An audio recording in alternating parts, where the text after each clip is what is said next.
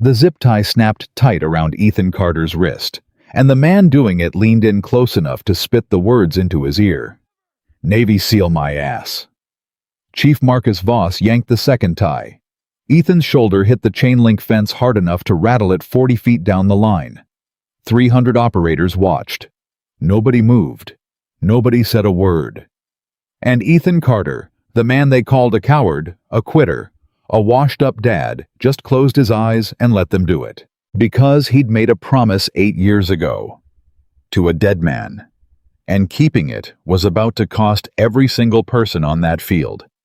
Drop your city in the comments so I can see how far this story travels, and subscribe, because you're going to want to see how this ends.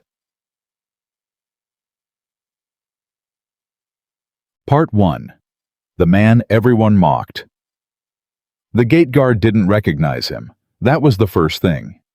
Ethan Carter rolled his truck up to the checkpoint at 0540, and the kid in the booth, 19 maybe 20, still had that Great Lakes haircut, looked at the badge, and then looked at the man and made the exact face Ethan had seen 1,000 times in the last 8 years. "Carter," the kid said. "Civilian instructor. That's right. You're on the demo roster. Support staff." "Huh." The kid scanned it again like the machine might change its mind. "You want the visitor lot or whatever's easiest for you?" The kid handed the badge back. "Visitor lot's a hike, sir. I've walked further." The barrier went up. Ethan drove through. In the passenger's seat, a purple lunchbox sat where a rifle case used to ride. There was a note taped to the lid in 9-year-old handwriting, and Ethan had read it 4 times at the last stoplight, and would probably read it 4 more before the day was over. "Daddy, don't let them be mean to you. Love, Lily. P.S. I ate the cookie already, sorry." He set the lunchbox on the dash so he'd see it when he came back. Then he went to work.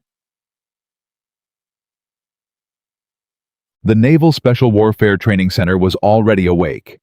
300 and some odd bodies in tactical gear coffee steamed the low churn of men who all knew each other and knew exactly where they stood in the pecking order. Demonstration day. Brass from Coronado, brass from D.C., 2 congressional aides, and a cameraman from Navy Public Affairs who kept getting told to move. Ethan Carter walked through the middle of it in a gray polo shirt with security training stitched over the pocket. He heard it start about 30 seconds in. No, that's him. That's actually him. "Get out. Swear to God. That's Carter." He kept walking. Hey, Carter." He didn't turn around, and that was somehow worse, because now it was a game. A cluster of them broke off young guys Team 3 by the patches, the age where you're the hardest man alive because nothing's broken you yet. One of them jogged up alongside him, walking backward so he could grin into Ethan's face. Sir, real quick." Petty officer name tape said, "Ramirez. My buddy says you were a SEAL." "Your buddy's got a big mouth." "So it's true." "I said your buddy's got a big mouth." Ramirez laughed and looked back at his friends and made a C gesture with both hands, and that was that. The pack had a scent now. "No disrespect," Ramirez said. "None. Zero. I'm just, you know what they say about you, right? I'm sure I'll hear it. They say you bailed." Ethan stopped. He stopped the way a man stops when he's been stopping himself for 8 years, and Ramirez, to his credit, felt something in the air change and stepped back half a step without meaning to. Then Ethan said, "You got somewhere to be." "Petty officer?" "Yes, sir." "Then go be there." And he walked on. And behind him, Ramirez said, Okay. Damn." In the tone of a man who'd just won something, and his friends laughed, and it was fine. It was fine. Ethan had a job. The job was the rappel tower safety brief at 0700 and the fence line perimeter walkthrough at 9 o'clock, and then he was going to drive home, pick up Lily from summer camp, and make spaghetti. That was the whole day. That was supposed to be the whole day. Commander Ryan Mitchell saw him from the observation deck. Mitchell was 45 and looked it in a way that suited him, the kind of officer who'd stop needing to prove anything to anybody around his fourth deployment. He'd been standing there watching the field fill up when his eyes snagged on a gray polo shirt moving through all that camouflage. He stared for a long moment. "Who's that?" his aide asked. "Nobody," Mitchell said. "Sir." Mitchell turned away from the rail. "Nobody. Get me the timeline for the demo." But he didn't move. He stood there another 20 seconds with his jaw working, watching a man he used to know walk across a field carrying a clipboard. "You could go down there," something in him said. "Say what something else answered. Hey, Ghost. Been 8 years. Sorry about the funeral. Sorry I didn't call. Sorry I told everyone in the teams you quit." Mitchell went and got the timeline. Chief Marcus Voss had been waiting for this day for 2 years. He'd have told you otherwise. He'd have told you he never thought about Ethan Carter at all. That's what he told the guys at the bar in Imperial Beach every time somebody brought it up, and he brought it up himself about every third time, which is a thing people notice about a man but rarely say out loud. Voss was 42. 11 deployments. 2 Bronze Stars, 1 with V. He ran the stress inoculation block at the schoolhouse, and he ran it like scripture. And if you asked any of his students, they'd say, Chief Voss is the hardest man they'd ever met, and they'd say it with love, most of them, because that's what that job does to people. He'd never made it through selection for the unit Ethan Carter had been in. He'd tried twice. That fact lived somewhere behind his sternum, and it had teeth. So when he came around the corner of the equipment shed at 0625 and saw a gray polo shirt checking anchor points on the rappel tower, Marcus Voss felt his whole day arrange itself into a shape. "Well," he said, "look at this." Ethan didn't look up. "Chief? You know they let anybody on this base now. Seems that way. That a joke?" "It's an observation," Voss smiled. He had a good smile.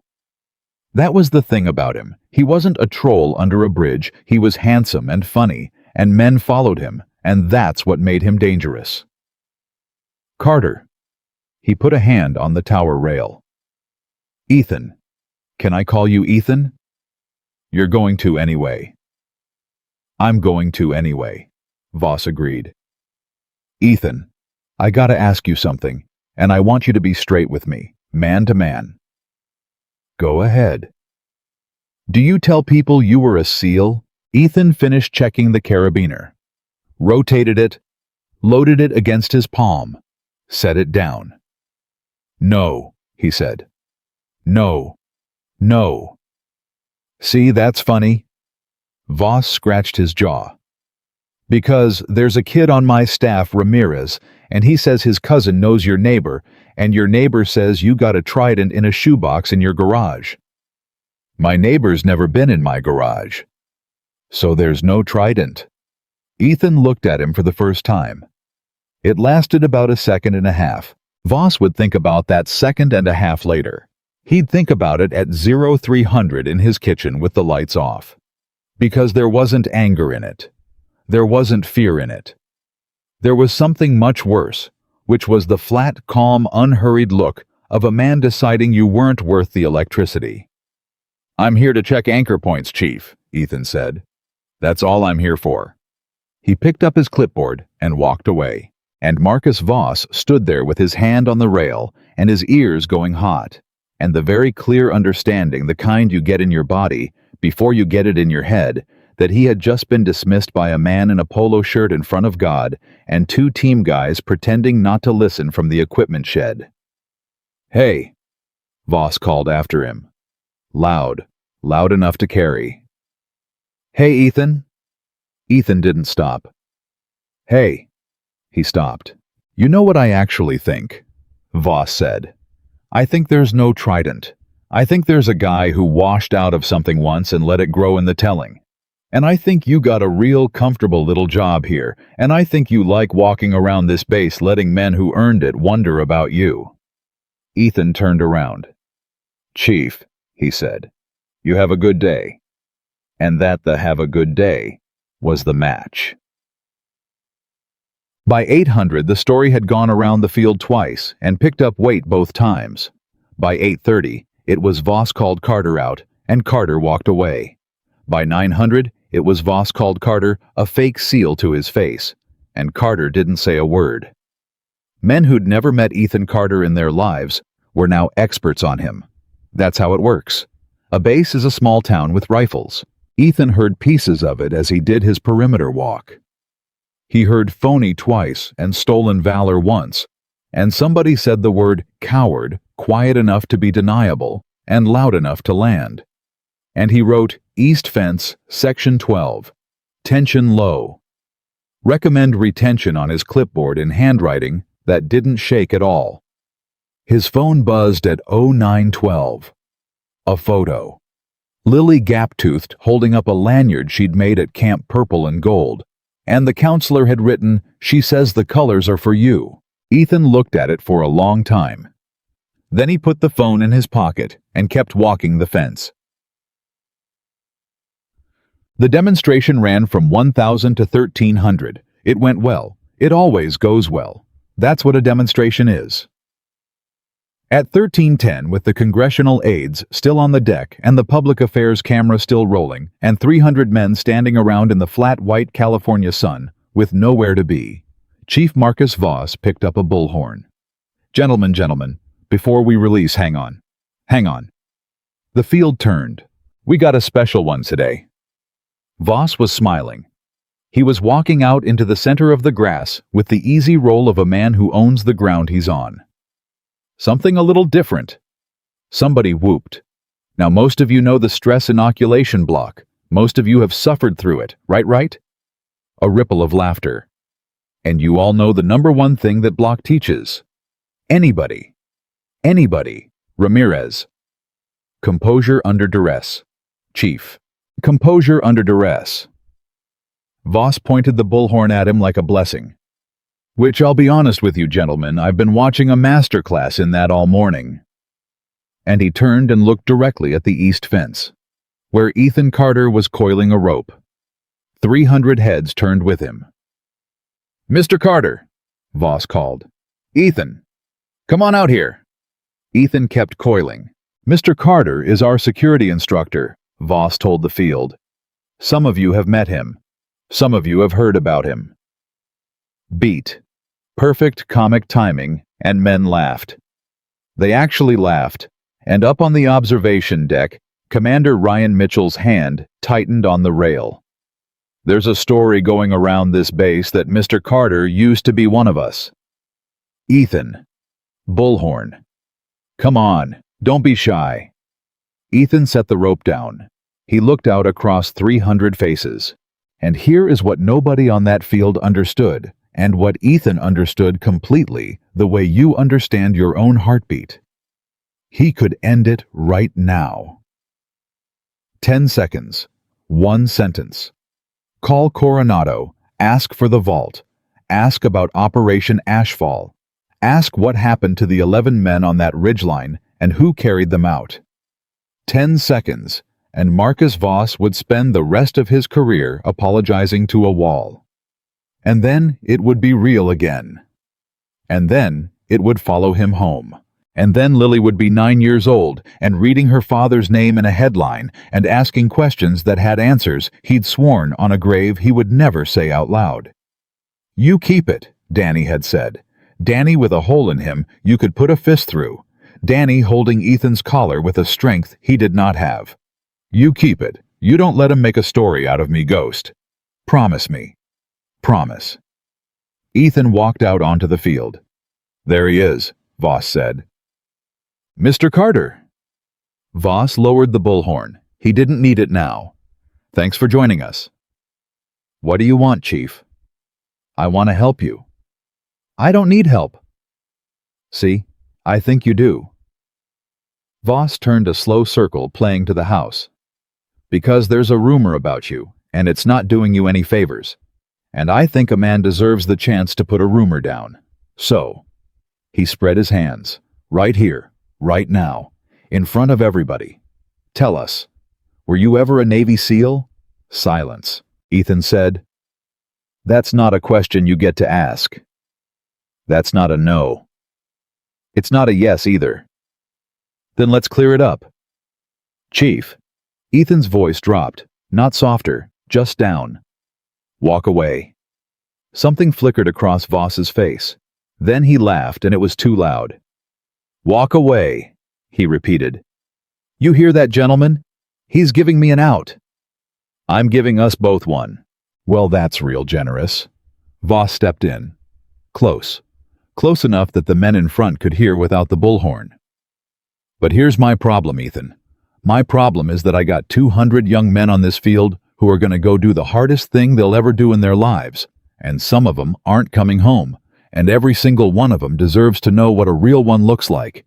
And I'm not going to let them stand in a field next to a guy in a polo shirt collecting a legend he never paid for. You don't know what I paid. So tell me. No. Tell me. No.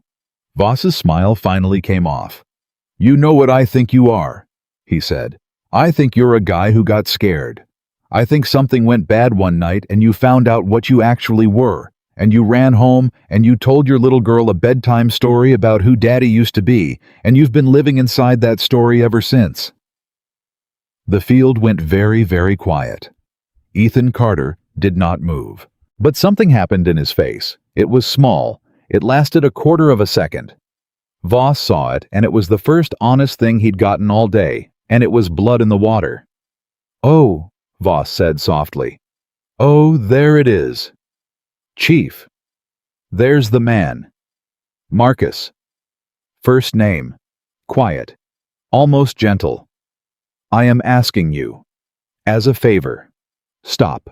And Marcus Voss, who had failed selection twice, who had 11 deployments and 2 Bronze Stars and a wall of plaques and a permanent low hum in his chest that no amount of any of it ever quieted, heard a man he had decided was nothing offer him mercy in front of 300 people. Stress test, Voss said. Ramirez, get me 2 guys and a bundle of ties. Tom, it happened fast, the way these things do, because nobody wants to be the one who says stop. Ramirez looked at his chief. Then he looked at the polo shirt. Then he did what 19-year-olds do, which is the thing the loudest man tells them. Chief, what are we so? Stress inoculation. Standard block. Mr. Carter's a security instructor. He'll appreciate the refresher. Voss was already walking toward the east fence. It's a demonstration day, gentlemen. Let's demonstrate something. 2 of them took Ethan's arms. That was the moment. That was the actual moment, and only 3 men on that entire field ever really understood it. Ethan and Ryan Mitchell on the deck, and later, much later, Marcus Voss at 0300 in a dark kitchen. Because when those 2 operators put hands on Ethan Carter, his body did something. Involuntary. Half a heartbeat. The weight shifted to the ball of the left foot. The right hand rotated palm out and floated 4 inches off his hip. The chin dropped a fraction, and every ounce of him loaded like a spring going into a wall. And then he let it go. He made his hands open. He made his shoulders drop. He made himself soft on purpose in a way that took more strength than anything else that happened on that field that day. And one of the men holding his arm actually felt it happen and said, Chief? Move him. They walked him to the fence. Someone in the crowd laughed. It was a nervous laugh, but it gave permission, and more came in behind it. Turn him around. Chain link at his back. Ethan looked out at 300 faces and found that a lot of them wouldn't look back. Hands. Zip tie. Right wrist to the fence, and the ratchet made that little plastic scream, and Voss pulled it 4 clicks past where he needed to. Ethan didn't make a sound. Voss leaned in. Navy SEAL, he said in his ear, quiet just for him. My ass. Second tie. Left wrist. Ethan's shoulder hit the fence and 40 feet of chain link rang like a cheap bell. Chief? One of the men older a bosun's mate, somebody's dad. Chief, that's a civilian employee. That's a liar, Voss said. Ties or not, gentlemen, this is what accountability looks like. You want to wear something you didn't earn on this base, then you can stand out here in the sun and think about it. How long? "Chief," somebody called. "Till he says it," Voss shouted, and the field laughed. Really laughed now, the whole animal of it. "Till he says the words, 'Say it, Ethan. Say, I was never a SEAL. And you can go home to your daughter.'" And Ethan Carter, wrists at the fence sun on his face. 300 elite operators of the United States Navy watching a man be tied up like a dog smiled. Just a little. Just at the corner. It stopped the laughter cold. "What?" Voss said. "What's funny?" "Nothing, Chief." No. You got something to say it. It's not important. Say it." Ethan looked at him. "I was just thinking," he said, "that my daughter told me this morning not to let anybody be mean to me." Silence. "And I told her I'd be fine," Ethan said. "And now I'm going to have to lie to her about my wrists." Nobody moved. Something had gone wrong with the field. You could feel it. 200 men who'd been laughing 30 seconds ago were suddenly looking at their boots, because there is a line, and it had been somewhere back there, and they'd all walked past it together, and now everyone could see it clearly in the rear view. Voss felt it go, and instead of catching it, he did what men like Marcus Voss always do when they feel a room slipping. He pushed harder. "Aw," he said. "Aw, everybody hear that? Everybody hear about the daughter." "Chief," somebody said. No, this is good. This is the whole thing right here." Voss spun on the crowd, arms wide. "This is exactly the thing you want to know why he quit. That's why he quit. Because it got hard, and somebody at home was crying, and he found out he loved being safe more than he loved you."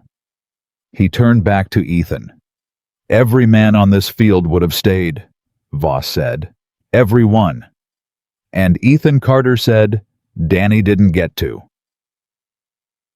"You." The name went across that field like a dropped glass. Voss blinked. "What?" "Nothing, Chief." "No. You said a name." "I said nothing." "You said Danny." Up on the observation deck, Commander Ryan Mitchell had gone completely still. His aide said, "Sir, you okay, sir? You want me to—" Mitchell wasn't listening. Mitchell was 8 years and 6,000 miles away, standing in a corridor outside a briefing room, and a man he'd have died for was walking past him with a folder under his arm and blood in his hair. And Mitchell had said, "Ghost, wait," and the man hadn't stopped. And that was the last time Ryan Mitchell ever saw Ethan Carter, until a gray polo shirt walked across a field this morning. Mitchell said out loud to nobody, "Danny Reyes." "Sir." "Get the base commander. Now." "Sir, I don't." "Now." Out on the field, Voss had his hand on the fence beside Ethan's head. "Who's Danny?" he said, softly, almost kind. That was the worst part. He sounded like he cared. "Come on. Who is he, buddy of yours? He real, or is he part of the story?" Ethan looked at a spot about 4 inches to the left of Voss's ear and said nothing. "'Cause I gotta tell you, man to man, I know a lot of guys with a Danny." Voss leaned closer. "Guys who got a Danny they hide behind. Guys who use a dead man like a coat. You wear him when it's cold, don't you? When somebody asks you a hard question, you pull him right out." Every muscle in Ethan Carter's back went to iron. The zip ties creaked. Voss heard it and smiled. "There he is." "Chief?" Ethan's voice had changed. It was very quiet and very level, and it was the sound of something enormous being held on a thread. "You're going to want to step back from me." "Why's that?" "Because I made a promise to that man about what I'd do to anybody who said his name like that." "Yeah." Voss put his face an inch from Ethan's. "So do it."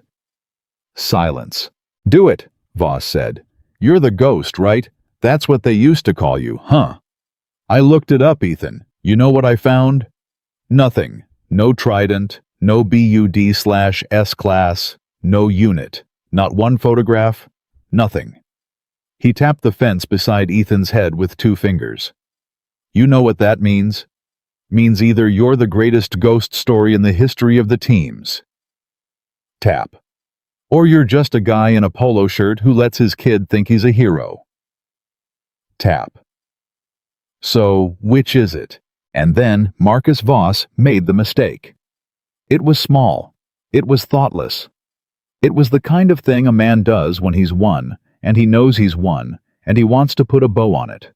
He reached out and flicked the security badge hanging on Ethan's chest, the laminated one with the gray photo and the words, "Civilian Contractor," and he said loud enough for 300 people, "That's your trident, brother." Nothing happened for 1 full second. Then from the back of the crowd a voice said very clearly, "Get away from him." Everyone turned. Commander Ryan Mitchell was coming across that field at a dead run. He was 45 years old, and he had 200 yards to cover, and he was not going to make it in time, and he knew it, and he was screaming anyway. Voss, step back." Voss turned toward the noise with his face open in confusion. "Sir, step away from that man, that is an order." And behind him at the fence there was a sound. 2 sounds actually so close together they were one. The first was plastic. The second was Ethan Carter's voice, low, almost tender, into the back of Marcus Voss's neck. "You shouldn't have said his name." 13:22 in the afternoon. The zip tie on Ethan Carter's right wrist did not cut. It did not stretch. It came apart the way a dry stick comes apart. One flat crack that carried across 200 yards of open grass, and 300 men heard it, and every single one of them stopped breathing at the same time. Marcus Voss was still turned toward Commander Mitchell's voice. He never saw the hand come off the fence. He only felt it. There was no punch. That was the thing nobody could explain afterward. Not the guys in the front row, not the public affairs kid with the camera, not the 2 congressional aides on the deck who would talk about it for the rest of their lives. There was no swing. There was a hand on the back of Voss's neck, low at the base thumb on one side and 4 fingers on the other, and then Marcus Voss's knees simply stopped receiving mail. He went down to the grass like a coat sliding off a chair. He did not fall unconscious. That would have been kinder. He stayed awake for all of it on his knees with his own weight hanging off a stranger's grip, and his hands went up to grab the wrist, and his hands didn't work either. They came up about 6 inches and fluttered there like something shot out of the sky. And Ethan Carter leaned down. His left wrist was still tied to that fence. That was the part that got Ramirez later when he tried to tell it in the barracks and couldn't finish. Carter never freed his other hand. He never needed to. He had one arm and a chief petty officer with 11 deployments folded up on the ground in front of him. "Chief," Ethan said, very quietly, right into his ear. "You still hearing me?" Voss made a sound. "Blink." Voss blinked. Good. The grip did not change. Not tighter, not looser. It sat exactly where it had been from the first quarter second. And that was somehow more terrifying than anything a fist could have done, because it meant the man doing it had a dial, and he had chosen a number. His name was Daniel Reyes. He was 31. He had a wife named Sarah and a mortgage in Chula Vista and a dog he complained about every single day and loved more than anything on this earth. Somebody in the crowd said, "Oh my God." "He is not a coat," Ethan said. "He is not a story, and you will not say his name again." Then he opened his hand. Marcus Voss went face first into the grass. 13:22 and 40 seconds. Now. Here is what should have happened next. 200 operators should have swarmed that fence. Somebody should have tackled Ethan Carter. Somebody should have called for the corpsman. Somebody should have done literally anything, because a civilian contractor had just put hands on a Navy chief in front of the base leadership and a rolling camera, and there were men on that field who had trained their entire adult lives to react to exactly that. Nobody moved. 300 of the most aggressive human beings on the North American continent stood in a half circle in the sun and did not move. And the reason was very simple, and none of them ever said it out loud. They had all just done the same math. They had watched him break a restraint with one arm and drop a man without a strike and stop, and every one of them understood in the animal part of the brain that doesn't lie, that the reason they were all still standing was that he had decided they could. Ramirez was in the front, 19 years old. He had a hand half raised toward the fence, and he did not know what he was going to do with it. "Sir," he said. Ethan looked at him. "Sir, are you?" Ramirez said, and then his voice went out from under him and he had to start over. "Are you okay?" And that broke something in the crowd. That one kid, asking the man they'd tied to a fence if he was okay. "Cut him down," somebody barked. "Cut him down now." 3 men came at once with knives out, and Ethan Carter looked at 3 armed men closing on him and did nothing at all, just held his tied wrist out flat against the chain link so they'd have a clean angle, and the bosun's mate got there first and sawed through the plastic and caught Ethan's arm as it came free. "I'm sorry," the bosun's mate said. He was maybe 50. He had a wedding ring and a face like a barn. "Sir, I'm sorry, I should have said something an hour ago. I should have." "You said something," Ethan said. "I said it too quiet." "You still said it." And the man's chin went, and he had to turn away, and Ethan Carter stood at the fence, rubbing a wrist that had a purple ring around it, and looked at Marcus Voss trying to get up off the grass. Voss made it to his hands and knees. His arms were shaking. Not from fear, from the nerves coming back online, which is its own particular humiliation, because everyone can see it, and there's nothing you can do to make it stop. "Don't," Ethan said. "Stay down a minute. It'll pass faster." "Get," Voss said, "away from me." "Chief, I'm telling you as a courtesy, if you stand up right now you're going to fall, and you don't want 200 guys watching you fall." "Get away from me." Voss stood up. He fell. 13:24. Nobody laughed. That was the mercy of it, and Voss would never see it that way, not for a long time. 200 men watched their hardest instructor go down in the grass in front of them, and not one single human being made a sound, and the silence was the loudest thing that had happened on that field all day. And then Commander Ryan Mitchell arrived. He came in at a full sprint, and he was 45 years old, and had not run like that in 9 years, and he had absolutely nothing left when he got there. He came to a stop about 8 feet from the fence, bent over with his hands on his knees, hauling air in his service khakis, with sweat down his back, and the crowd parted for him without being asked. He straightened up. He looked at Ethan Carter, 8 years. "Ghost," Mitchell said, and Ethan Carter's face did nothing. Nothing at all. He might have been reading a parking sign. "Commander," he said. "Don't."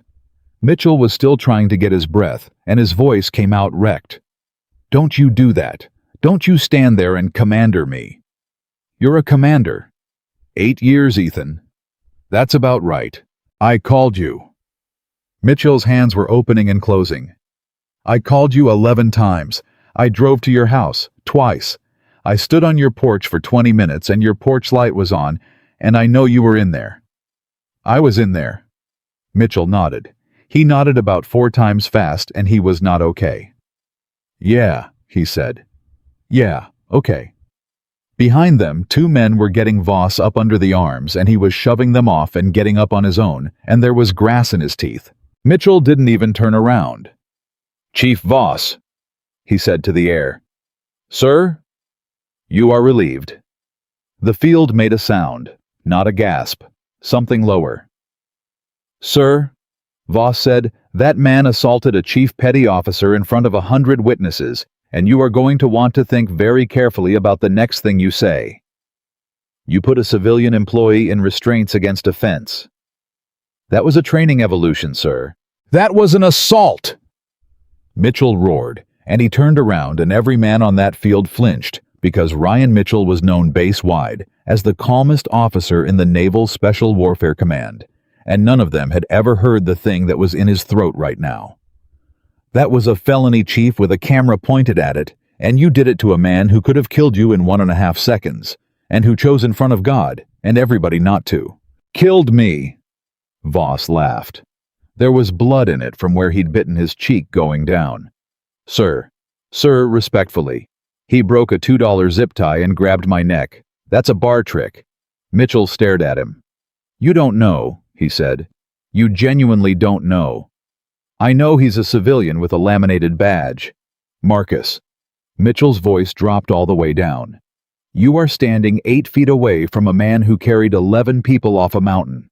"Ryan," Ethan said, It was the first time he'd used the first name. It stopped Mitchell like a wall. "Don't," Ethan said. "They tied you to a fence." "And it's over." "It is not over. It is not remotely. You don't get to just," Mitchell said, and then something happened in his face that a lot of men saw and pretended they hadn't. "You don't get to just eat it, Ethan. Not again. Not for 8 more years.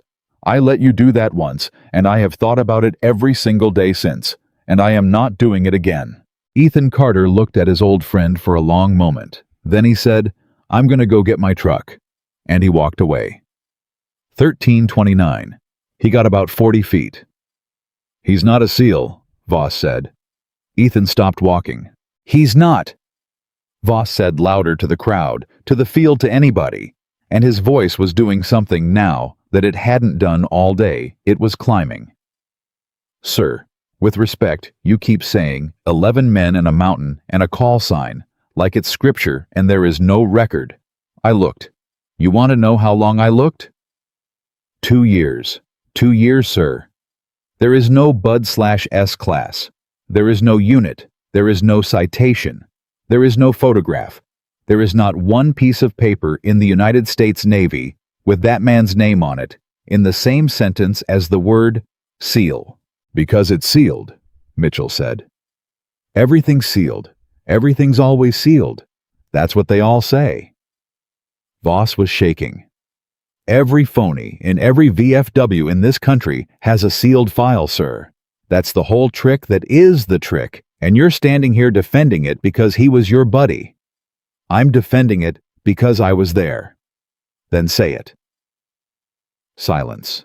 "Say it," Voss said. "You're a commander. You outrank half the room. Stand right there and tell these men what happened on that mountain." Mitchell opened his mouth, and nothing came out. Because he couldn't. Because it was classified at a level that would have ended his career and possibly his freedom to speak one operational detail of it out loud in an open field with a public affairs camera running, and every officer on that observation deck knew it. And Marcus Voss knew it too. And that was the trap, and he had walked Mitchell straight into it. "Yeah," Voss said. He wiped his mouth. "Yeah." And he turned to the field and he opened his arms and he said the worst thing he said all day. "Gentlemen, I want you to look real close at this, because this is how it works. This is exactly how it works. A man tells a story. An officer protects him. And you all stand there with your hats in your hands because somebody said the word classified." He pointed at Ethan's back.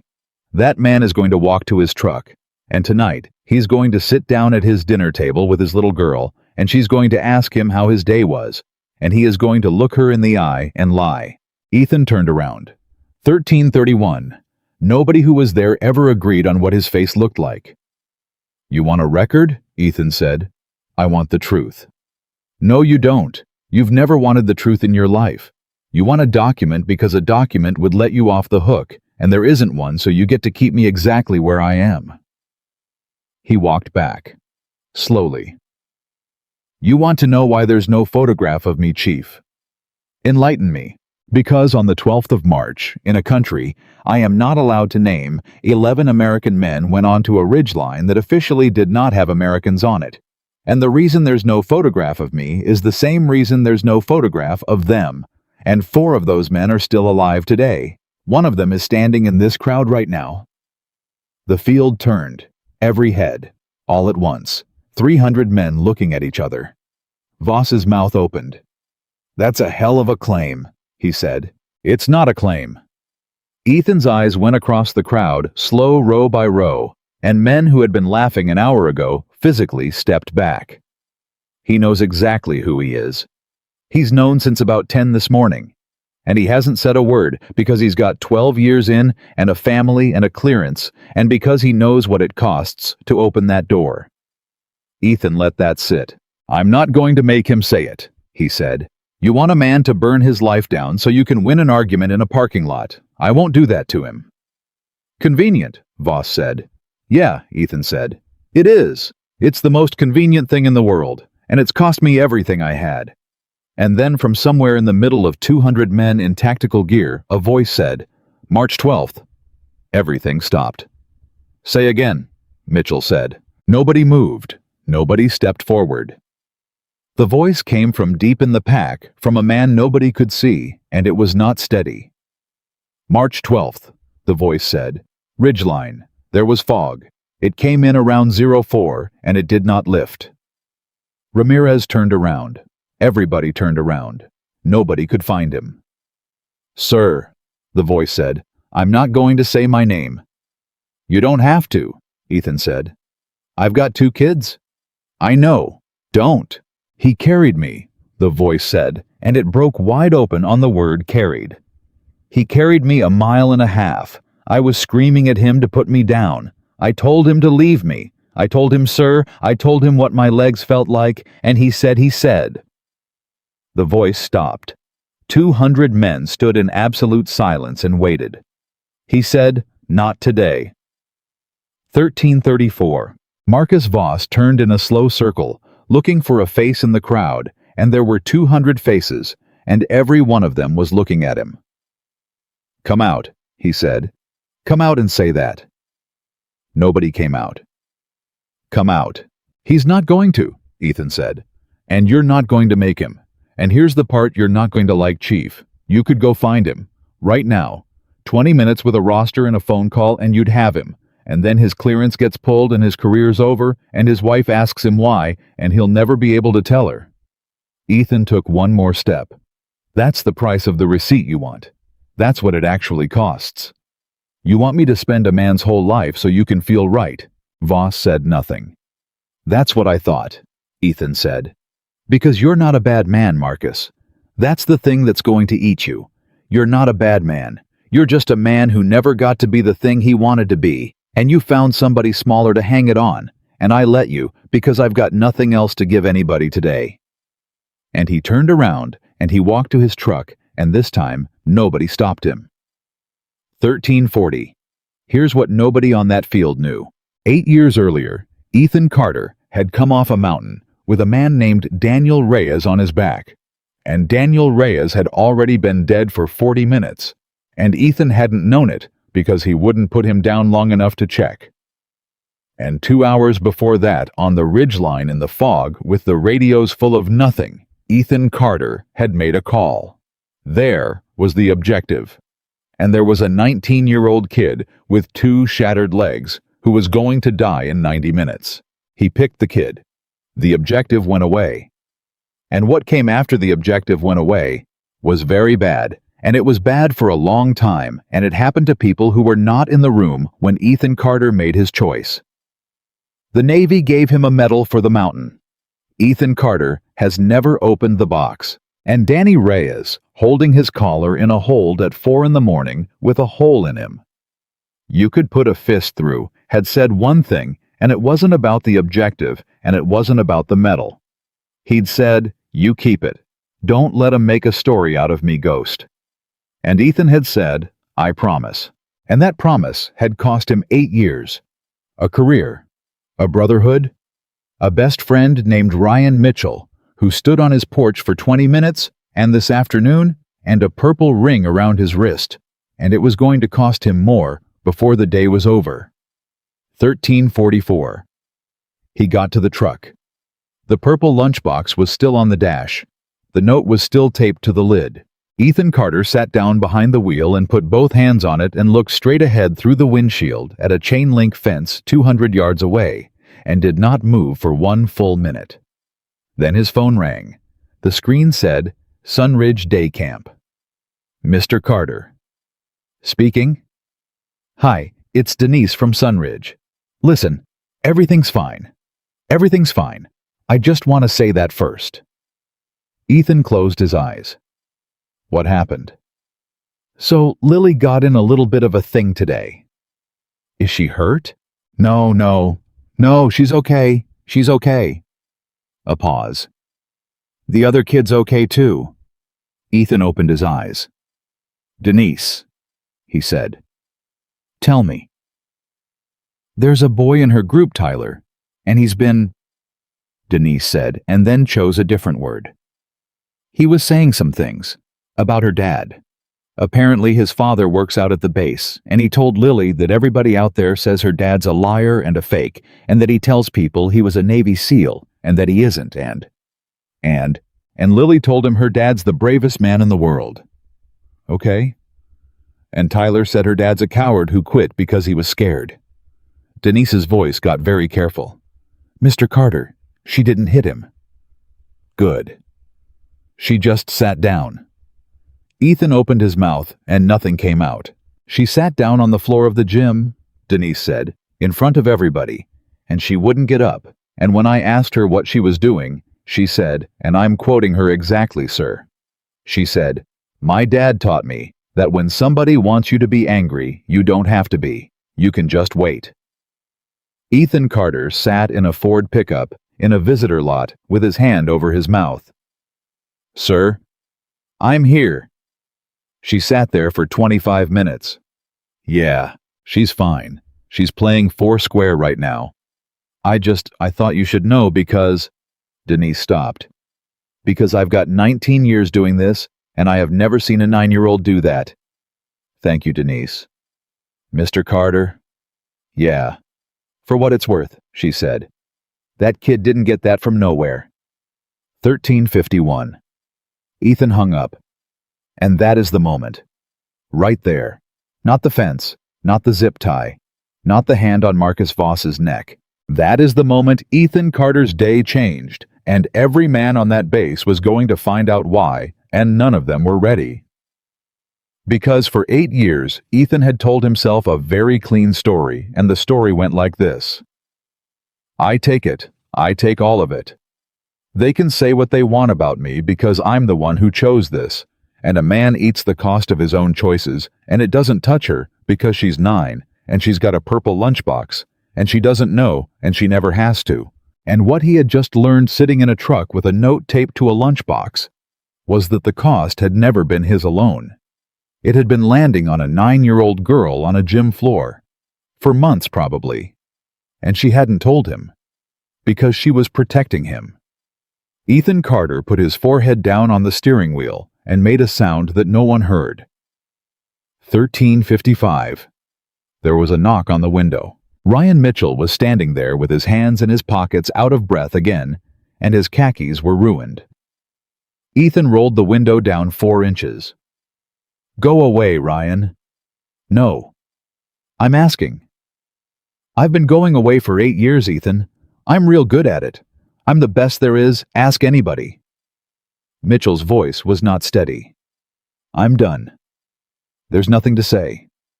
There's one thing." Mitchell put his hand on the doorframe. "I told them you quit." Ethan didn't move. "Not officially," Mitchell said. "Nothing on paper, just, bar talk. Guy asks, 'What happened to Ghost?' And you say, 'Ah, he got out. Kid at home.' And you say it a certain way." He looked at the ground. "You say it the way I said it, and they hear it, and they tell it to somebody else. And 8 years later, there's a chief on this base who spent 2 years hunting a ghost, and where do you think he got the scent?" Silence. "I built it," Mitchell said. "The whole thing out there today. I laid the first brick with my mouth in a bar in Coronado in 2018 because I was angry at you and I couldn't say why." "Why were you angry?" Mitchell laughed. It was ugly. "Because you got to leave," he said. Ethan turned his head. "Because you got to leave, Ethan." Mitchell's face came apart. "Because you walked out with your kid and I stayed, and my wife took my son to Norfolk in 2019, and he's 15 now, and I get 11 days a year, and I have spent 8 years telling everybody who'd listen that Ethan Carter was weak for going home, because if you were weak for going home, then I was strong for staying, and I needed that man. I needed that so bad." 2 men, one inside a truck, one outside it. "I'm not weak," Ethan said. "I know. Say it right." Mitchell's jaw worked. "You weren't weak," he said. "You were the only one of us who was brave enough to pick." Ethan Carter looked at his hands on the wheel. "Ryan," he said. "My daughter sat on a gym floor for 25 minutes today because a kid called me a coward." Mitchell went white. "She's 9. Ethan said. Ethan, she's been carrying it, and she didn't tell me because she didn't want me to be sad. He turned and looked at his oldest friend for the first time in 8 years, really looked, and there was something in his eyes that Ryan Mitchell had only ever seen once before on a mountain in the fog. I ate it. I was fine eating it. That was the deal I made, and I never once complained about the price. I know. But she's paying it, Ethan said. And I did not agree to that. 13:58. The truck door opened. Ethan Carter got out. And Mitchell, who had known this man for 19 years, who had been on more bad nights with him than either of them could count, who had once watched him walk down a mountain carrying a dead man for 40 minutes without knowing, took an involuntary step backward. Ethan, he said, what are you doing? Where's Voss? Ethan. Where is he, Ryan? You cannot go back out on that field. Do you understand me? The camera is still rolling. There are 2 congressional staffers on that deck. You put a hand on him again, and it's not a story anymore. It's a federal case, and you don't get to make spaghetti tonight. You get a lawyer. I'm not going to touch him. Then what? Ethan Carter reached back into the truck. He picked up the purple lunchbox. He peeled the note off the lid, the one that said, "Don't let them be mean to you," and he folded it once and put it in his shirt pocket, and he set the lunchbox back on the seat, very gently, the way you set down something that's asleep. I'm going to tell the truth, he said. Mitchell stared at him. You can't, he said. Ethan, you cannot. There's a reason it's sealed, and you know the reason better than anybody alive. I'm not going to tell them what happened on the mountain. Then what truth is there? And Ethan Carter said, the one I've been hiding from her. 1400 hours. Out on the field, Chief Marcus Voss was standing exactly where they'd left him. And he had not moved in 20 minutes, and 200 men had drifted back into little knots, and were not looking at him, and that was worse than anything. He was on his phone. He'd been on his phone the whole time. No, I understand that, ma'am. I'm asking for a courtesy, he was saying. 1 phone call. 1. To the public affairs desk at Coronado. All I need is 1 name off a class roster. Class 2, 4, 124, 22, 43. I'll take all 3. I'll take the whole year. He listened. Because I've got a guy, he said. Because I've got a guy, and he's either the real thing or he's the biggest fraud in the history of naval special warfare, and I have been carrying this for 2 years, ma'am. 2 years, and today I put my whole career on the table for it, and I need to know. He listened, and whatever came through that phone, whatever the voice on the other end said to Chief Marcus Voss at 1401 on a Tuesday afternoon in July, it took every drop of blood out of his face. Say that again, he said. Silence. Say it again. Ramirez, standing 10 feet away, watched his chief's hand start to shake. No, Voss said. No, ma'am, I don't. I'm not. I need you to say that one more time because I don't think I heard you correctly. You said there's a hold on the roster. He listened. Who put a hold on a BUD/S class roster? He listened. And then Marcus Voss said in a voice nobody on that field had ever heard from him, a voice that came out of a completely different man. That's not possible. That office doesn't call people. That office has never called anybody in the history of the United States Navy.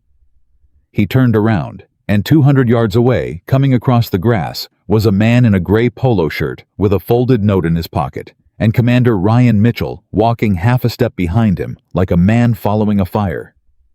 Chief, Ramirez said. Chief, who was that on the phone? Marcus Voss lowered the phone. Get everybody, he said. Chief, get everybody on this field, right now. Chief, what did they say? And Marcus Voss, staring at the man walking toward him, said, They said don't ask again. 1402. 200 men were moving without being told to move, which is a thing that happens maybe twice in a career. Nobody blew a whistle. Nobody gave an order. The word just went across that field the way weather does, and by the time Ethan Carter was 100 yards out, 300 operators had come back into a half circle around the east fence and gone quiet. Ramirez was still standing next to his chief. Chief, he said. Chief, you gotta tell me what they said on that phone. Get away from me, Ramirez. Chief, I said get away from me. I'm not doing you any favors right now. Anybody standing next to me in 10 minutes is gonna wish they weren't. Ramirez didn't move. Marcus Voss turned his head and looked at the kid, and something in his face came loose. Why are you still here? Because I helped tie him up, Ramirez said. His voice went out and came back. Chief, I put the ties on. I did that. You said do it, and I did it, and I didn't even think about it for 1 second, and now I'm standing here, and I can't make my hands feel right. Voss looked at him for a long moment. Yeah, he said. Well, welcome to it. 1403. Ethan Carter walked into the middle of that half-circle with Commander Ryan Mitchell half a step behind him, and 300 men who had laughed at a polo shirt 90 minutes ago stood at a version of attention that nobody had ordered, and nobody could have ordered, because it wasn't military. It was older than that. He stopped 6 feet from Voss. Neither man said anything. The public affairs kid, who was 23, and whose name was Corporal Danvers, and who had exactly one job today, lifted the camera about 4 inches, and then froze, because a full commander had turned and looked directly at him. Sir, Danvers said. Sir, do you want me to shut it off? Mitchell opened his mouth. Leave it on, Ethan said. Every head turned. Ethan, Mitchell said low. Leave it on, Ethan said again, and he did not look away from Voss. Son, is that recording? Yes, sir. Good. Don't stop it. Don't stop it for anything. Do you understand me? Danvers swallowed. Yes, sir. If somebody with more rank than me tells you to stop, you stop. That's an order and you follow it. But until then, that thing stays on. Ethan, Mitchell said. What are you doing? Insurance, Ethan said. 1404. Voss found his voice. Insurance, he said. That's cute. That's real cute. You want a record now? 90 minutes ago you wouldn't give me a syllable, and now you want a camera on your good side. I don't have a good side, Chief. Then what is this? This is me telling you what happened on that phone call, Ethan said. The field went dead. Voss's jaw moved. You don't know what happened on that phone call, a woman answered. She didn't give you a name. She didn't give you a rank. You asked for a class roster, and she put you on hold for 90 seconds, and when she came back, she wasn't the same person, and she told you there's a hold on it. Ethan's voice didn't rise once. And then she told you not to ask again. And she didn't say it like a threat. She said it like a favor. That's what's scaring you, because a threat you could fight. Marcus Voss did not breathe. How? He said. Because I've heard that call from the other end. Somewhere in the crowd a man said, Jesus. Twice, Ethan said. Once in 2019, once in 2022, a reporter and then a guy writing a book. Both times my phone rang about 4 hours later and a voice I've never heard in my life said, Mr. Carter, we handled it. Have a good evening, and hung up. He let that sit. I never asked them to do that. I have never in 8 years asked anybody for anything. But there's a building somewhere with my name in a drawer, and every so often, that drawer notices something. That's insane, Voss said. Yeah, Ethan said. It is. It's completely insane. It's the most insane part of my whole life, and I don't have any way to make it make sense to you. Then why tell me? Because you were about to spend the next 2 years digging, Ethan said. And I'm telling you right now in front of 300 witnesses and a camera that if you keep digging, they are not going to come for me. Silence. They're going to come for you, Ethan said. And I don't want that. 1406. Voss laughed. It cracked in the middle. You don't want that, he said. That's rich. You don't want that. You had me on my knees in the grass 40 minutes ago. That's right. So don't stand there and act like you're protecting me. I'm not acting like anything, Ethan said. You want to know why I put you down because you said his name wrong. That's it. That's the whole reason. You could have called me a fraud for 10 more years and I'd have driven home every night and made dinner. But you picked up a dead man and used him like a crowbar, and I have exactly one rule left, and that was it." "One rule," Voss said. "One. Must be nice." "It is not nice," Ethan said, and for the first time all day, something got into his voice. "It is the only thing I've got left, Chief. Everything else is gone. My unit's gone. My career's gone. My best friend stood on my porch for 20 minutes, and I let him stand there. I have a 9-year-old and a rule, and today you came for the rule." 1407. "Sir." A voice from the back of the crowd, older an officer's voice. "Commander Mitchell." Men stepped aside. Captain Elaine Rourke, base commander. 31 years in, came through that crowd with 2 aides and a face like a closed door.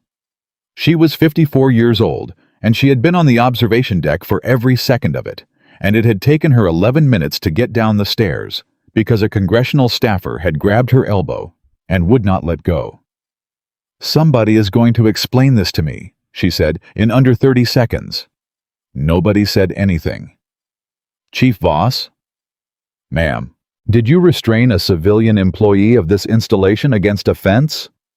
Voss's whole body went rigid. "Yes, ma'am." "In front of a rolling camera?" "Yes, ma'am." "And a member of Congress's staff?" "I did not know they were still on the deck, ma'am." "That is not an improvement, Chief." "No, ma'am." Captain Rourke turned.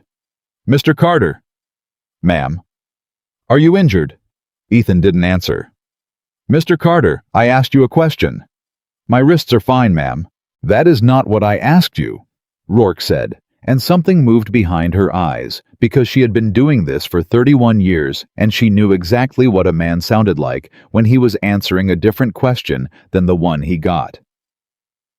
"Ma'am," Ethan said, "with respect, I'd like 10 minutes. For what?" "To say something." "To who?" And Ethan Carter said, "To all of them." 1409.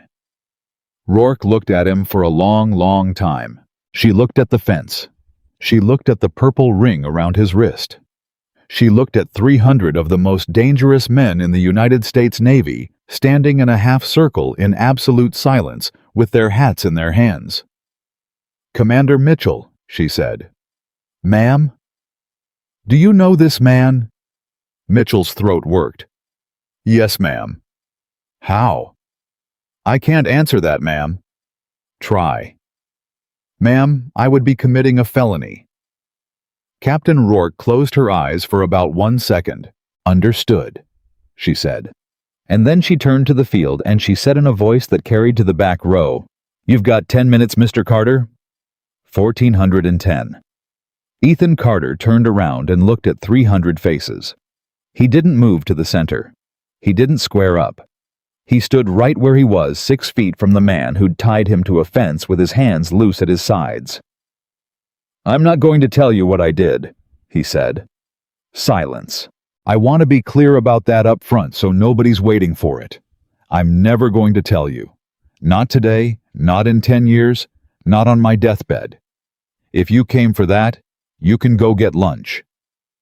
Nobody moved. "Chief Voss said something out here about an hour ago," Ethan said. "And he was right about it. And I want him to hear me say that in front of you." Voss's head came up. He said every phony has a sealed file. Ethan nodded slowly. "That's true. He's right. That is exactly what they say. Every liar in every bar in this country has a story about a mission that doesn't exist, and a file nobody can check, and you know how I know. Because I've met them. I met a guy at a Home Depot in Chula Vista 3 years ago wearing a trident he bought on the internet, telling a kid in an orange apron about a night in Ramadi that never happened. And I stood there and I didn't say a word. Why not? Somebody called." "Because I couldn't," Ethan said. "Because the only way to prove he was lying was to prove I wasn't." The field made a sound. "That's the joke," Ethan said. "That's the whole joke, gentlemen. The thing that protects me is the same thing that protects him. There is no way to build a wall that keeps the frauds out and lets me in.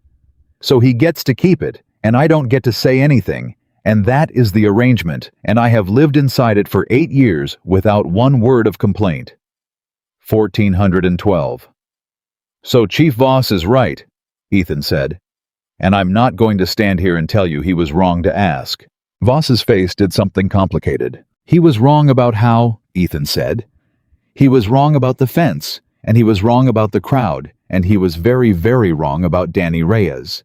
But he was not wrong to ask. He looked out at them. Every one of you had a right to ask. You've got a right to know who's standing next to you. That's not cruelty. That's the whole reason any of you are alive. And I have spent 8 years walking around this base being unanswerable, and I want you to understand that I know exactly what that cost you. And I did it anyway, and I'd do it again tomorrow. Why? Ramirez said. Ethan looked at him. Say it louder, son. Why? Ramirez's voice cracked all the way open.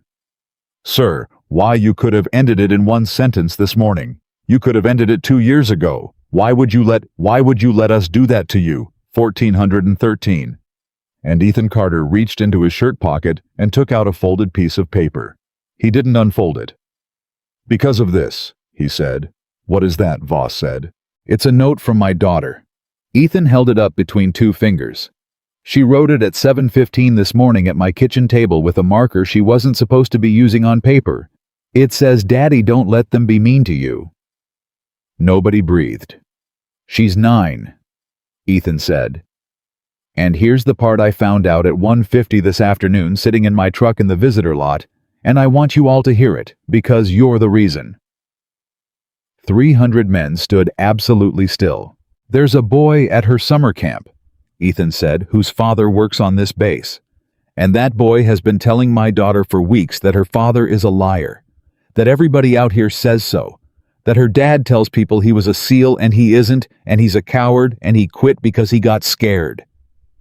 Ethan's voice did not change, and that was somehow the worst thing about it. And today, he told her that in front of her whole group. Somewhere in the crowd a man said, "Oh no," and she didn't hit him, Ethan said. She sat down on the gym floor, and she wouldn't get up. And when the counselor asked her why, she said, "My dad taught me that when somebody wants you to be angry, you don't have to be. You can just wait." 1414. She sat there 25 minutes, Ethan said. He put the note back in his pocket. Gentlemen, I want to be real careful here because I'm not asking any of you to feel bad. I mean that. Nobody in this half circle did that to my kid on purpose. Nobody here woke up this morning and decided to make a 9-year-old defend her father to a bunch of 8-year-olds. That's not what happened. He looked at them. What happened is somebody said something in a bar, Ethan said. One time, years ago. And it wasn't even a lie. It was just a shape. And it went from a bar to a barracks to a break room to a kitchen table to a gymnasium, and it took 8 years to get there. And by the time it landed on my daughter, it had teeth it never had when it left. Nobody moved. That's all it takes, Ethan said. That's the whole distance. A man says a thing about another man because it makes him feel better for 4 seconds, and 8 years later, a little girl is sitting on a floor. 1415. And then Ryan Mitchell stepped forward. It was me, he said. The field turned as one animal. Ryan, Ethan said. Don't. No. Mitchell's face was gray. No, you're going to let me do this because you've eaten everything for 8 years and you're not eating this one. He turned to 300 men who had spent their entire careers looking at him as the calmest officer on the West Coast. The bar was McPee's, he said. It was 2018. Somebody asked me what happened to Ghost. Voss's whole body changed, and I said he got out kid at home. Mitchell's jaw was shaking. And I said it a certain way, and you all know exactly which way I mean, because every one of you has said something a certain way about somebody, and you all know it's not a lie technically. Technically, it's just facts and a tone. He stopped. I laid the first brick, Mitchell said. Everything that happened on this field today, everything that happened to that little girl on that gym floor, all of it started in my mouth in a bar in Coronado, because I was angry at a man for something he didn't do. Sir, Ramirez said. Sir, what were you angry about? 1416. Ryan Mitchell looked at a 19-year-old kid and told the truth in front of 300 people. Which is the hardest thing anybody did on that field all day? Harder than the fence, harder than the hand on the neck. Because he got to leave, Mitchell said. Because he went home to his kid, and I didn't. And my wife took my son to Norfolk in 2019, and he's 15 now, and I get 11 days a year with him, and if Ethan Carter was weak for going home, then I was strong for staying. His voice went. And I needed that. I needed that so bad I built a whole man out of it. I built a coward, and I hung his name on it, and I fed it to the teams for 8 years, and it wasn't him. It was never him. Nobody said a word. I'm not asking anybody to forgive that, Mitchell said. I'm telling you so you know what it is. It's not gossip. Gossip is a thing that happens. That was a decision I made in a bar because I was in pain, and I wanted somebody smaller to hand it to. And then he turned and looked at Marcus Voss. Sound familiar, Chief? 1418. Marcus Voss did not move for 11 seconds. 300 men watched him not move. Then he said, You don't know what you're talking about. Marcus, you do not know what you are talking about. I know exactly what I'm talking about, Mitchell said, because I'm the guy who taught you the story. No. The shout came out of Voss like something tearing. Everybody flinched. No, sir, with all the respect I have left, no. Voss's hands were open at his sides and shaking. You don't get to stand out here and turn me into a footnote in your therapy. You want to confess in front of the boys, that's beautiful, sir, that's real brave, but do not put my 2 years on your bar tab. I didn't do this because you said a thing at McPee's in 2018.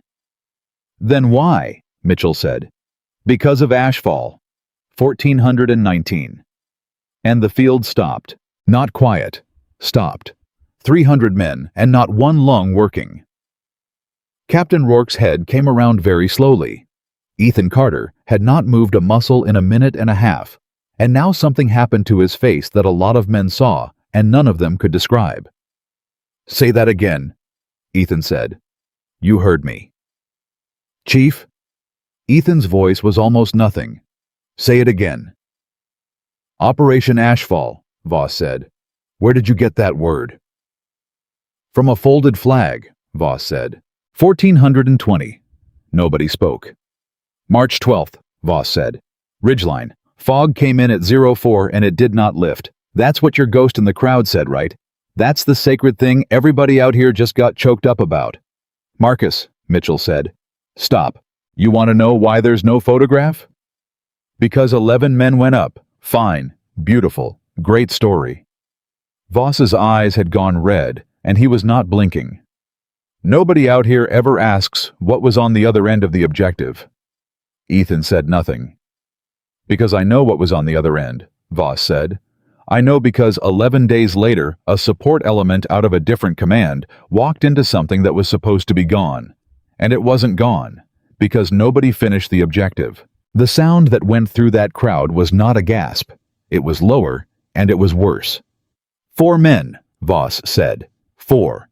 And one of them was a 26-year-old EOD tech named Kyle Voss. And he was my little brother, and I carried his casket at Fort Rosecrans on the 2nd of April, and I have spent 8 years trying to find out the name of the man who decided the objective didn't matter. 1421. Ethan Carter stood absolutely still. Ryan Mitchell had gone the color of paper. Sir, Ramirez said, and his voice was a child's voice. Sir, so no, Voss said. No, Commander, I didn't do this because you said something in a bar. I did it because they handed my mother a flag and told her it was classified. That's what she got. 31 years old, ma'am. That's your son. Sorry, it's classified. He was shaking apart. 8 years, sir. 8 years of every door closing, every roster held, every phone call ending with a woman being real polite at me. And then 2 years ago, a guy in a bar says, you know who was on that Ghost. And Ghost is out now. Ghost is fine. Ghost is at the schoolhouse in a polo shirt checking anchor points going home at 5 to his kid. He looked at Ethan. You went home, Voss said. Mine didn't. 1422. Nobody on that field could look at anybody else. and Ethan Carter said very quietly, "Kyle Anthony Voss."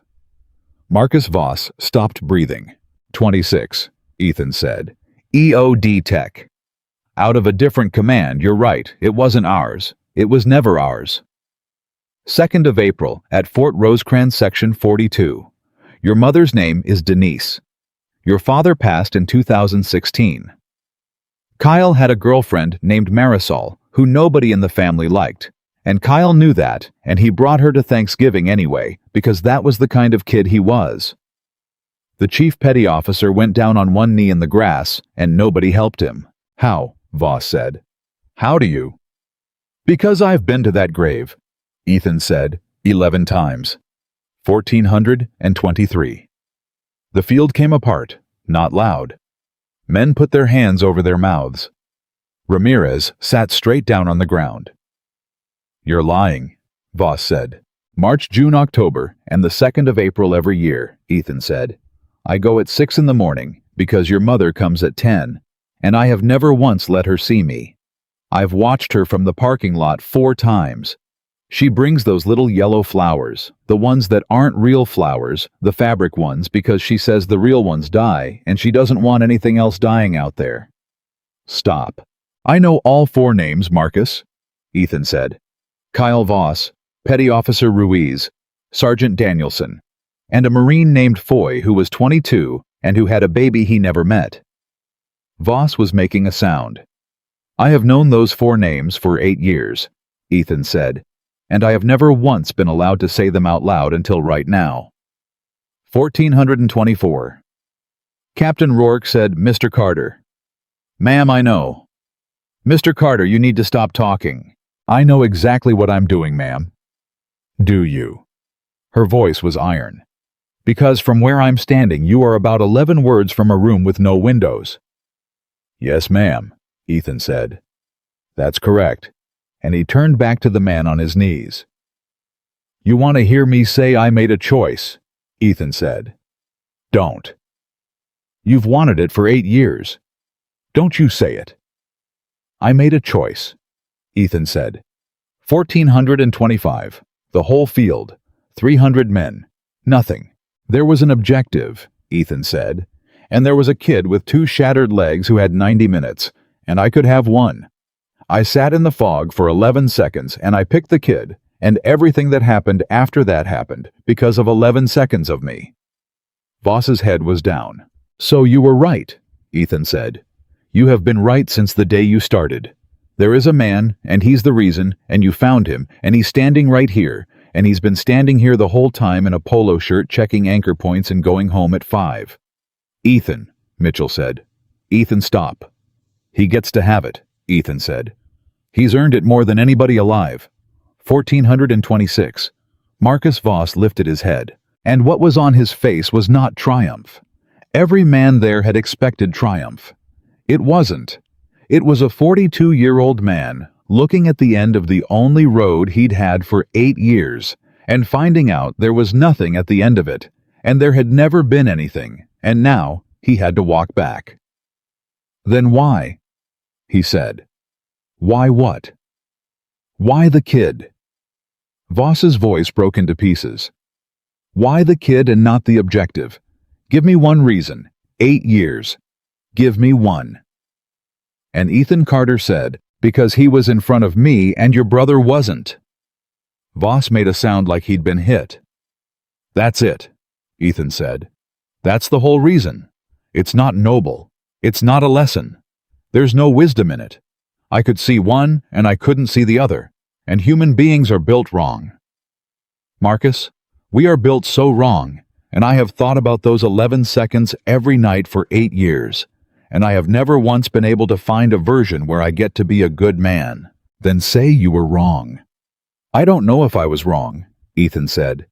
That's the part nobody wants to hear. I'm not standing here with an answer. I've got a 19-year-old kid who's 31 now with 2 kids of his own, and I've got 4 graves, and I have never been able to put those on a scale, and I have tried, and it doesn't work, and anybody who tells you it works is selling something. 1428. Ramirez was crying. He wasn't the only one. So what do I do with that? Voss said. I don't know. You don't know. No, Ethan said. I've got nothing for you. I've got no comfort. I've got no speech. And I'm not going to insult you by making one up. Your brother's dead, and part of the reason is me. And I've carried that to his grave 11 times, and I couldn't even tell his mother I was there. He crouched down in front of Marcus Voss. But I'm going to tell you one thing, Ethan said, and then I'm going to go get my daughter. Voss looked up. You didn't spend 8 years hunting me because you wanted the truth, Ethan said. You spent 8 years hunting me because if there's a man, then there's a reason. And if there's a reason, then it wasn't just weather and bad luck and a fog that came in at 04. You needed there to be a man, Marcus. Because a man you can find. You can't find fog. Voss's face came apart completely. And I'm sorry, Ethan said. Because you found him. And I'm not enough. I was never going to be enough. Nothing on this earth is enough for a 26-year-old kid, and you've spent 8 years spending yourself on a debt that doesn't have a bottom, and I recognized it the second I met you because I have been paying the exact same one. 1430. Marcus Voss put both hands over his face and broke in the grass in front of 300 men, and not one single person on that field laughed, and not one single person looked away. And Ethan Carter stood up. Ma'am, he said. Mr. Carter. Captain Rourke's voice was not entirely steady. I'm going to need you to end my employment today. The field made a noise. Excuse me, Rourke said. I just said 4 names out loud, ma'am, and a word, in front of a camera and 300 witnesses. Ethan almost smiled. Somebody's phone is going to ring in about an hour, and it's not going to be Coronado. I'd like it on the record that this installation didn't authorize it and didn't know it was coming. That is not how this works. Ma'am, it's exactly how this works. Rourke stared at him. Corporal Danvers, she said. Ma'am, do not touch that camera. Do not eject that card. You are going to hand it to me personally, and you are going to do it in the next 90 seconds. Yes, ma'am. And son, ma'am, nothing that happened on this field goes anywhere, she said. Not a clip, not a frame, not a text message to your girlfriend. Are we clear? Ma'am, Danvers said, and his voice was very small. We're clear, but ma'am. What? Danvers held up the camera with both hands. Ma'am, it's been live to the public affairs feed since 11 this morning, he said. It's a demonstration day. It goes out to the family channel. 1431. Nobody moved. Captain Rourke said very quietly, How many people? Danvers looked at the screen. Then he looked up. Ma'am, he said. 2 hours ago it was 400. Right now it's 160,000. 1431 and 40 seconds. Captain Elaine Rourke did not raise her voice. That was the thing that scared people. 31 years, and the worse it got, the quieter she got. And right now, she was almost whispering. Say the number again, Corporal. 161,000, ma'am. Danvers was holding the camera out in front of him with both hands like it was something that had just bitten him. It went up while I was looking at it. It's 163 now. On what platform? It's the base family feed, ma'am. It's supposed to be spouses. It's supposed to be like 400 people watching a rappel demo, so their husbands can wave. His voice was climbing. Ma'am, somebody clipped it. Somebody clipped it and put it somewhere else, and now there's a link, and I don't, ma'am. I don't have any way to. Kill the feed. I can't, ma'am. Corporal, I don't have the credentials. Danvers was 23, and he was coming apart in front of 300 operators. Ma'am, I'm the guy with the camera. The stream key's at the public affairs office at Coronado. I can shut off my end, but the recording's already... It's already out, ma'am. It's been out for 90 minutes. 1432. Nobody on that field moved. And then from somewhere in the middle of 200 men a phone buzzed. Then another one. Then 4. Then it was everywhere, a low insect hum going through the crowd. 300 phones in 300 pockets, all lighting up at once, and men were pulling them out and looking at them and going pale in rows like a wave, like something knocking down wheat. Ramirez looked at his screen and said, "Oh God." "What?" Voss said. He was still on his knees. "What is it?" "Chief, it's my mom." "What?" "My mom's in Bakersfield," Ramirez said. "She's texting me. She's watching it. Chief, she's asking me if I'm the kid who put the ties on." 1433. Ethan Carter had not looked at a phone. He was standing very still, with his hands at his sides and his eyes on the middle distance. And Ryan Mitchell, who had known him for 19 years, saw it and understood it before anyone else on that field did. "Ethan," Mitchell said. "Nothing."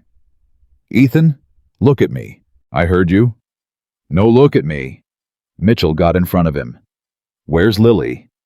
And Ethan Carter's face did the only thing it had done all day. "Sunridge," he said. "Camp." "Camp." Ethan's voice came out wrong. "There's a boy there whose dad works this base." Mitchell went white. "Ethan." "There's a boy there," Ethan said, "whose dad works this base, and his dad is watching this right now." 1434. Ethan Carter started running. 300 men watched a civilian security instructor break into a dead sprint across the training field toward the visitor lot. And it was not a jog. It was not a hustle. It was a 38-year-old man moving like something had been unlatched. And it was the single, most frightening thing that had happened all afternoon, including the fence. "Carter!" Rourke shouted. "Mr. Carter, we are not finished." "Ma'am," Mitchell said. "Commander, that man just said 4 classified names into a live feed. Ma'am, his daughter's at a summer camp 11 miles from here, and there are 160,000 people watching him say them." Rourke stopped. 31 years, and Elaine Rourke had never once in her life been slow, and she was slow for exactly 1 second, and then she said go. "Ma'am." "Go, Commander." 1435. Mitchell ran, and behind him on his knees in the grass, with his hands still wet, Chief Marcus Voss lifted his head and watched 2 men run for a truck, and something happened inside him that he could not have explained to anybody, including himself. He got up. He fell. He got up again. "Chief," Ramirez said. "Chief, don't." Marcus Voss ran. 1436. The Ford's engine caught, and Ethan Carter had it in reverse before the door was shut. Mitchell got a hand on the passenger handle at 9 miles an hour and threw himself in, and the truck came out of the visitor lot sideways with a purple lunchbox sliding off the dash and into the footwell. "Give me your phone," Ethan said. "What?" "Your phone, Ryan." Mitchell handed it over. Ethan drove with his knee and dialed with both thumbs, and it went to a hold recording about happy campers, and he threw the phone into the dash and it cracked. "Ethan." 11 miles. Ethan, slow down. 11 miles, that's 9 minutes at the limit. There's a gate. I know there's a gate. There was a gate.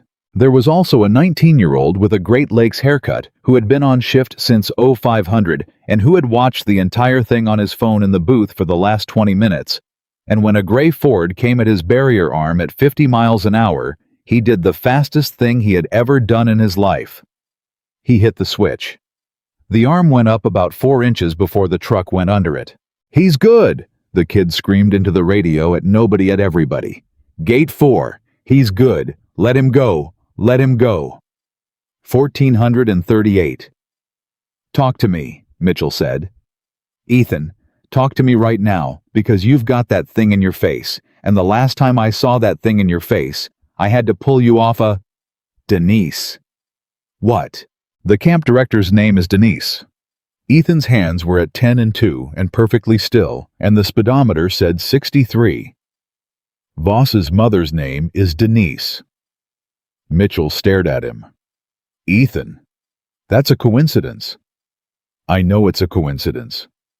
"Then why did you—" "Because I've been saying that name in a cemetery parking lot for 8 years, Ethan said.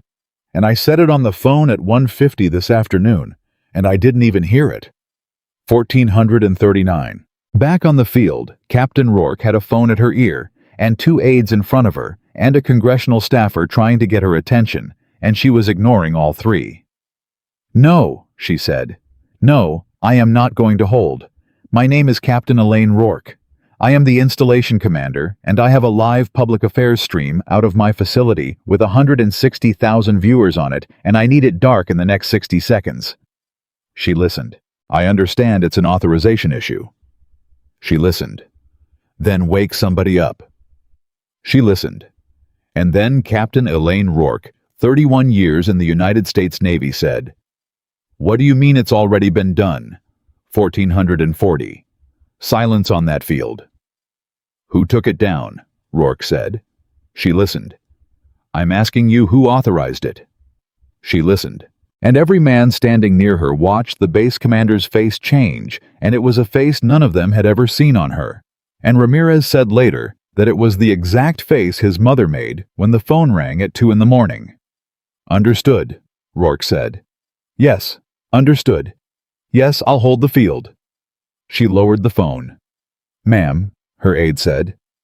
"Nobody leaves this field," Rourke said. "Ma'am, I don't." "Nobody leaves this field." Her voice finally came up and it went to the back row. "Every man here stands where he is until I say otherwise. Phones in your hands, screens up. Nobody types anything. Nobody sends anything. Nobody deletes anything." 300 men went absolutely rigid. "Ma'am," Ramirez said, "who's coming?" Rourke looked at him. "I don't know," she said. 1441. 11 miles away, a Ford pickup came into the parking lot of the Sunridge Day Camp at 45 miles an hour and stopped. There were 7 cars in that lot. There were 2 more coming in behind him. "Ethan," Mitchell said. "Ethan, wait, look at me first." Ethan was already out. 1442. The gym doors were propped open with a folding chair, and there was a woman standing in them 50-ish with a lanyard and a whistle and a clipboard and a face that had gone completely gray, and she was holding her phone against her chest with both hands like she was trying to keep it from getting out. "Mr. Carter," Denise said. "Where is she?" "Mr. Carter, I need to Denise, where is my daughter?" "She's inside." Denise's chin was going. "She's fine. She's inside and she's fine. But Mr. Carter, I have to tell you something, and I need you to hear all of it before you go in there." "Tell me walking." "No." Denise put a hand flat on his chest, a 50-year-old camp director putting a hand on a man who had dropped a chief petty officer with a neck grab 90 minutes ago, and it stopped him cold. "No, sir. You are going to stand here for 30 seconds. Ethan stopped. Behind him, Mitchell said quietly, "Ma'am, I'm Commander Ryan Mitchell. What's happening?" "What's happening," Denise said, "is that at about 1:45 this afternoon, my entire staff got a link." 1443. Ethan didn't move. "One of the counselors is a Navy wife," Denise said. "Her husband's out at that base. She got it from the family channel, and she watched about 4 minutes of it in the supply closet, and then she came and got me."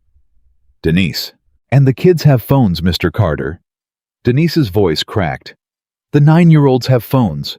I have a no-phone policy, and it is a joke. It has always been a joke. And by 2 o'clock, there were 11 kids in the back of that gym watching a video of a man being tied to a fence." Ethan Carter said nothing.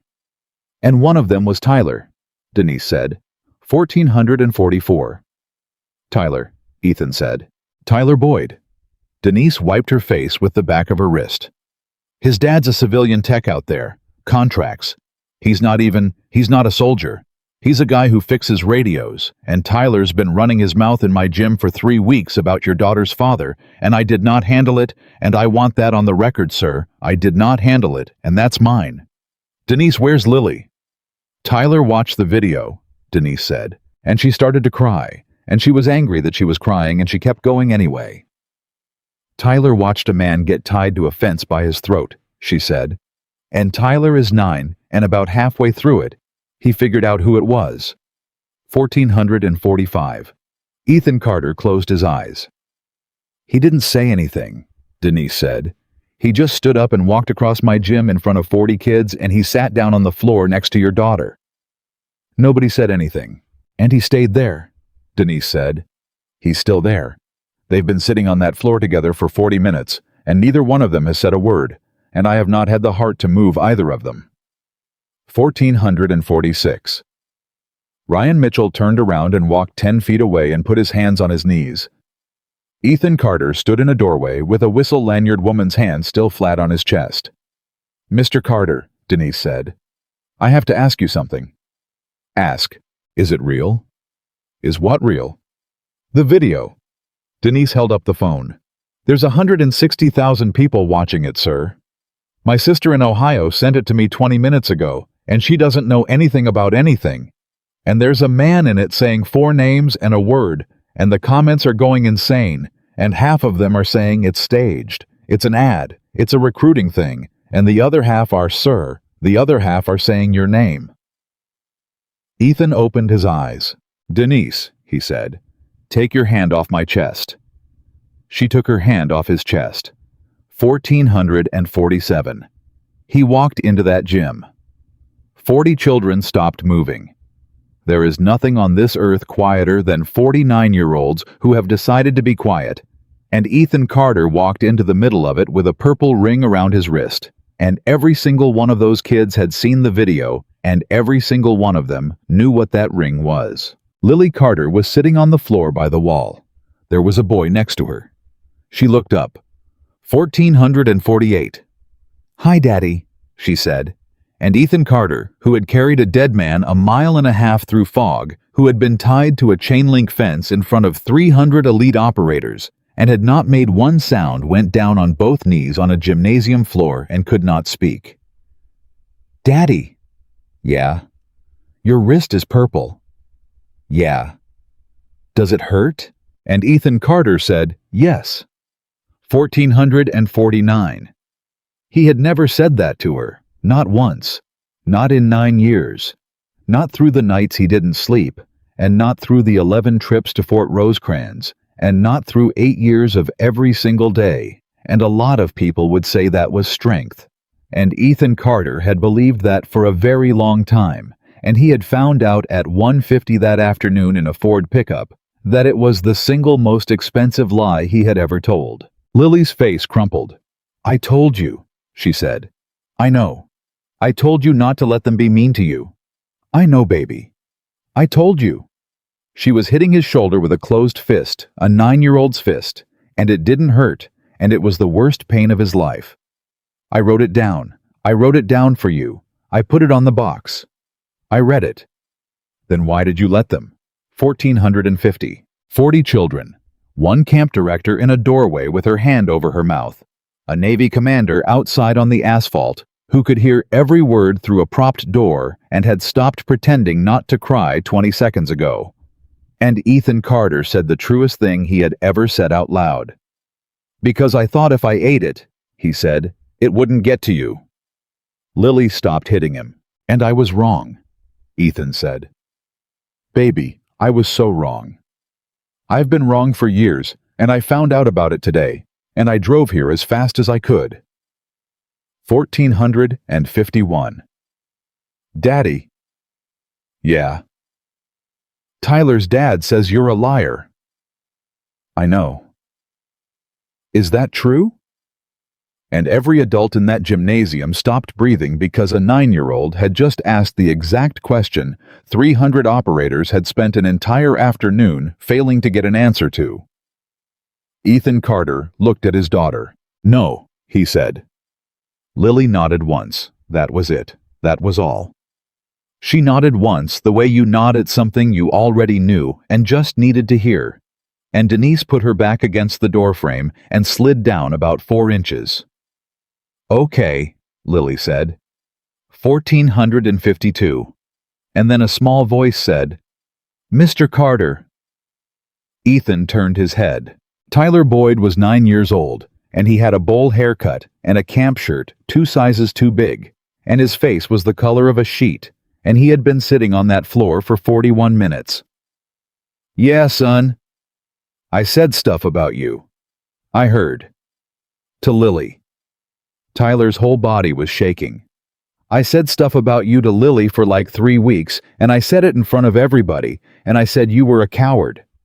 "Okay. My dad says it," Tyler said. "My dad says it at dinner. He says it to my mom. He says everybody at the base knows, and he laughs when he says it, and I thought it was like a joke you're supposed to say." Ethan Carter said nothing. "And then I watched the video," Tyler said. "And a 9-year-old boy sat on a gym floor and came apart. They tied you up," he said. "They tied you up to a fence, Mr. Carter, and you didn't even, and there was a guy yelling in your face, and you didn't even, and Lily was on the floor, and I was the one who—" He couldn't finish it. 1453. Ethan Carter turned all the way around on his knees and faced a 9-year-old boy. "Tyler?" "Nothing." "Tyler, look at me." The kid looked up. "Did you sit down next to my daughter?" Tyler nodded. "Did anybody make you—" The kid shook his head. "Did anybody else in this room do it?" Silence. 40 kids looked at the floor. "Then here's what I want you to know," Ethan Carter said, "and I want you to remember it when you're 40, because you're going to need it. Are you listening?" "Yes, sir." "Everybody in this gym watched that video," Ethan said. "Every kid in here saw the same thing you saw. And exactly one person got up off his backside and walked across a floor in front of 40 people and sat down next to somebody he'd been wrong about." Tyler's mouth was open. "That's the whole thing, son," Ethan said. "That's the entire thing. That is more than 300 grown men in tactical gear managed to do in 90 minutes this afternoon, and you did it, and you're 9. 1454. Tyler Boyd said in a whisper, "But I was mean to her." "Yeah," Ethan said, "you were. So you were mean to her, and then you found out you were wrong, and then you did the hardest thing there is." Ethan's voice was very steady. "You didn't wait until it was easy. You didn't wait till nobody was looking. You did it in front of everybody on a floor with 40 people watching, and you sat there for 40 minutes and took it." The kid was sobbing now. "Tyler," Ethan said. "Son, look at me. Do you know what a man is?" The kid shook his head. "Neither do most of the men on that field," Ethan said. "But you just did it, so write it down somewhere." 1455. And Lily Carter said, "Daddy." "Yeah." "Can Tyler come for spaghetti?" 1456.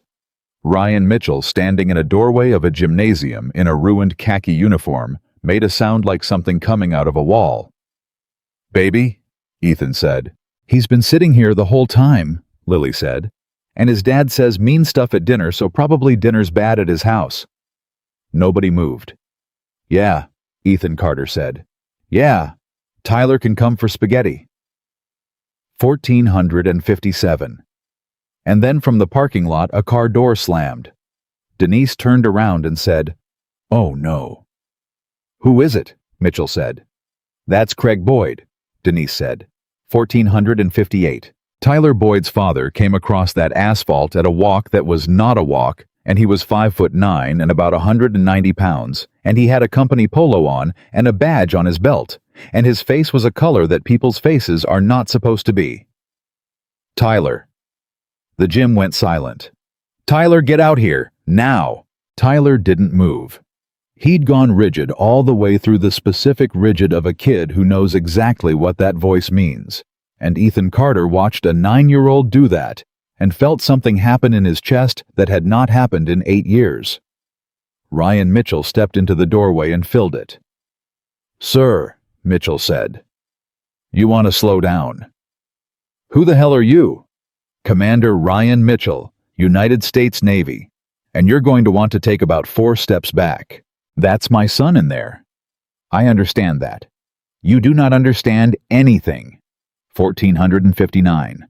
And then Craig Boyd saw Ethan Carter kneeling on the floor of the gym. Everything stopped. Every adult on that asphalt watched a man look through a doorway and recognized the man from the video and watched every drop of blood go out of him at once. "Oh," Craig Boyd said. Nobody said anything. "Oh God," Craig Boyd said. 1500 hours. Ethan Carter stood up. He walked to the doorway. Mitchell moved aside, and a former Navy SEAL in a gray polo shirt with a purple ring around his wrist stood 4 feet from a man who fixed radios for a living, and 3 seconds went by, and Craig Boyd started to shake. "Mr. Carter," he said. "Mr. Carter, Craig. I didn't know." "I know. I didn't know, I swear to God, I swear on my life, it was just a thing people said it was." His voice broke wide open. "It was just a thing people said at work." Ethan Carter nodded slowly. "Yeah," he said. "It was. 1501. "My wife's watching it right now," Craig said. "She's watching it. She called me at work and she was screaming at me, and I said, what? And she said, 'Craig, that's the man. That's the man you talk about at the table.'" Ethan said nothing. "In front of my kid," Craig said. "I said it in front of my kid, for a year, 2 years. Every couple weeks it'd come up and I'd say it, and I'd get a laugh, and my son was right there." "Craig?" "And I made him say it to a little girl." "Craig, look at me." Craig Boyd looked up. 1502. "Where'd you hear it?" Ethan said. "What? You said it was a thing people said at work." Ethan's voice was very calm. "Who said it to you first time? Who was the first person who said it to you?" Craig Boyd's mouth opened. He said. "I don't remember. It was in the break room. It's just something everybody—" "Was it a chief?" Silence. "Craig, there's a chief," Craig said. "Voss. Chief Voss. He comes through the tech shop. Everybody likes him. He's funny. He's real funny. And he'd come in and get coffee and he'd talk and he had this whole bit." "A bit. Yeah." Craig was gray. "About you. About the ghost in the polo shirt." 1503. Ryan Mitchell said, "Ethan." Ethan didn't move. "And where do you think Chief Voss got it?" Ethan said. "I don't know." "Take a guess." "Mr. Carter, I really don't. He got it from a commander in a bar in Coronado in 2018, Ethan said, and he turned his head and looked at Ryan Mitchell, and Ryan Mitchell took it right in the chest and did not look away. "Who got it from being heard about something that wasn't my fault? And it went to a chief, and the chief made it a bit, and the bit went to a break room, and the break room went to your dinner table, and your dinner table went to a 9-year-old, and the 9-year-old went to my daughter." 1504. Nobody said a word. "That's 8 years, Ethan said.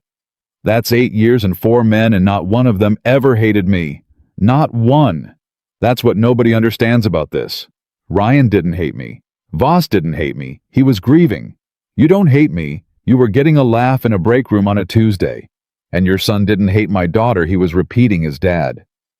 Craig Boyd was openly weeping in a camp parking lot. 4 ordinary men, Ethan said, having an ordinary bad moment, and it made a little girl sit on a floor. 1505. "What do I do?" Craig said.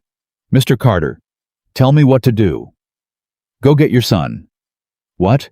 "Go in there and get your son," Ethan said, "and I want you to look at him, and I want you to understand something.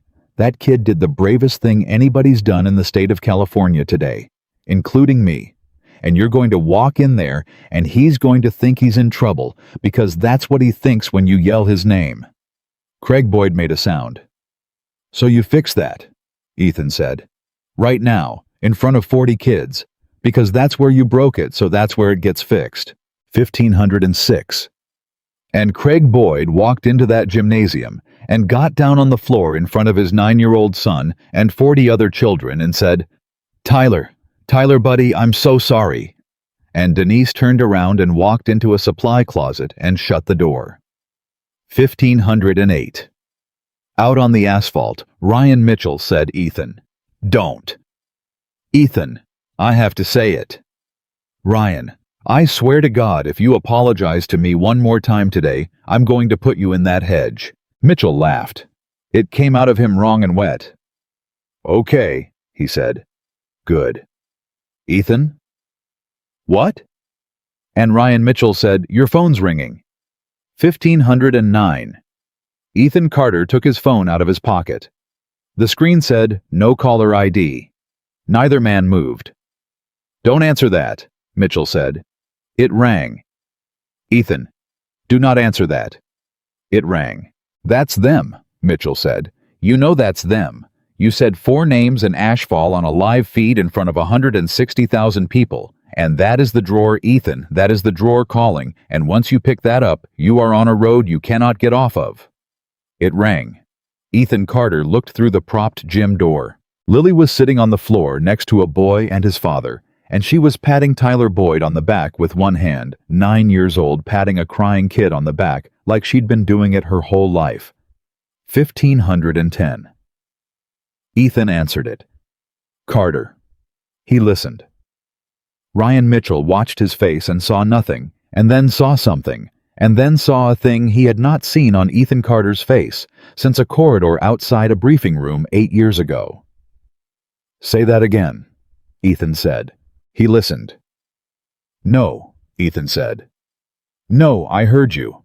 I want you to say it again. He listened. And then Ethan Carter said, Who is this 1511?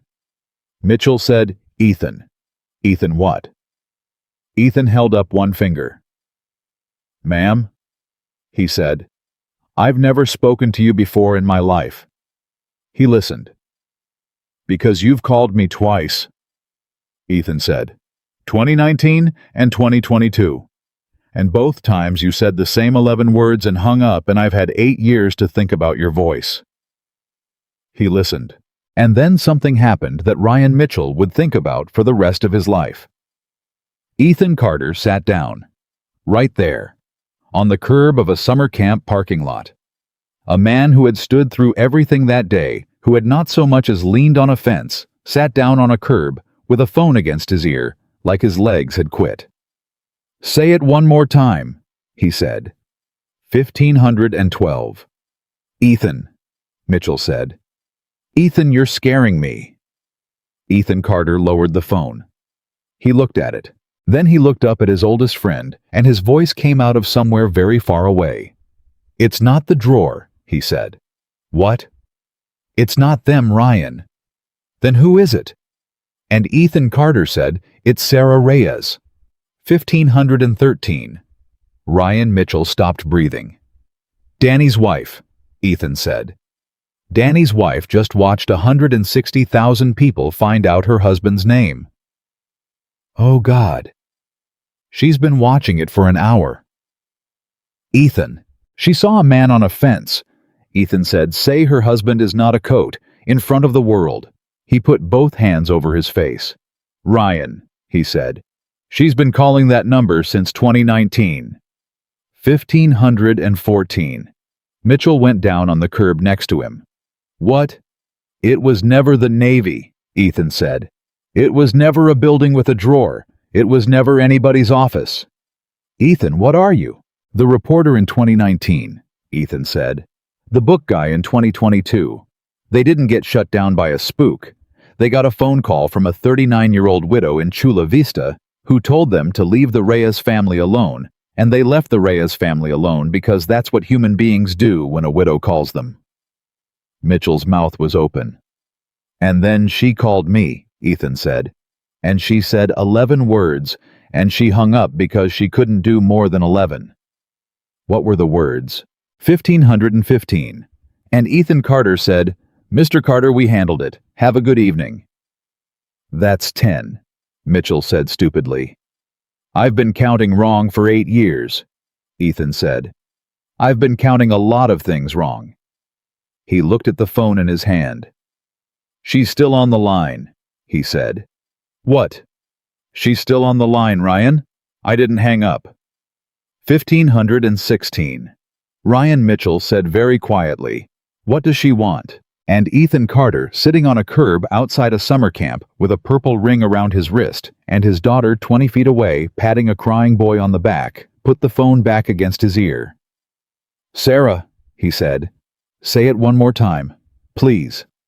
He listened.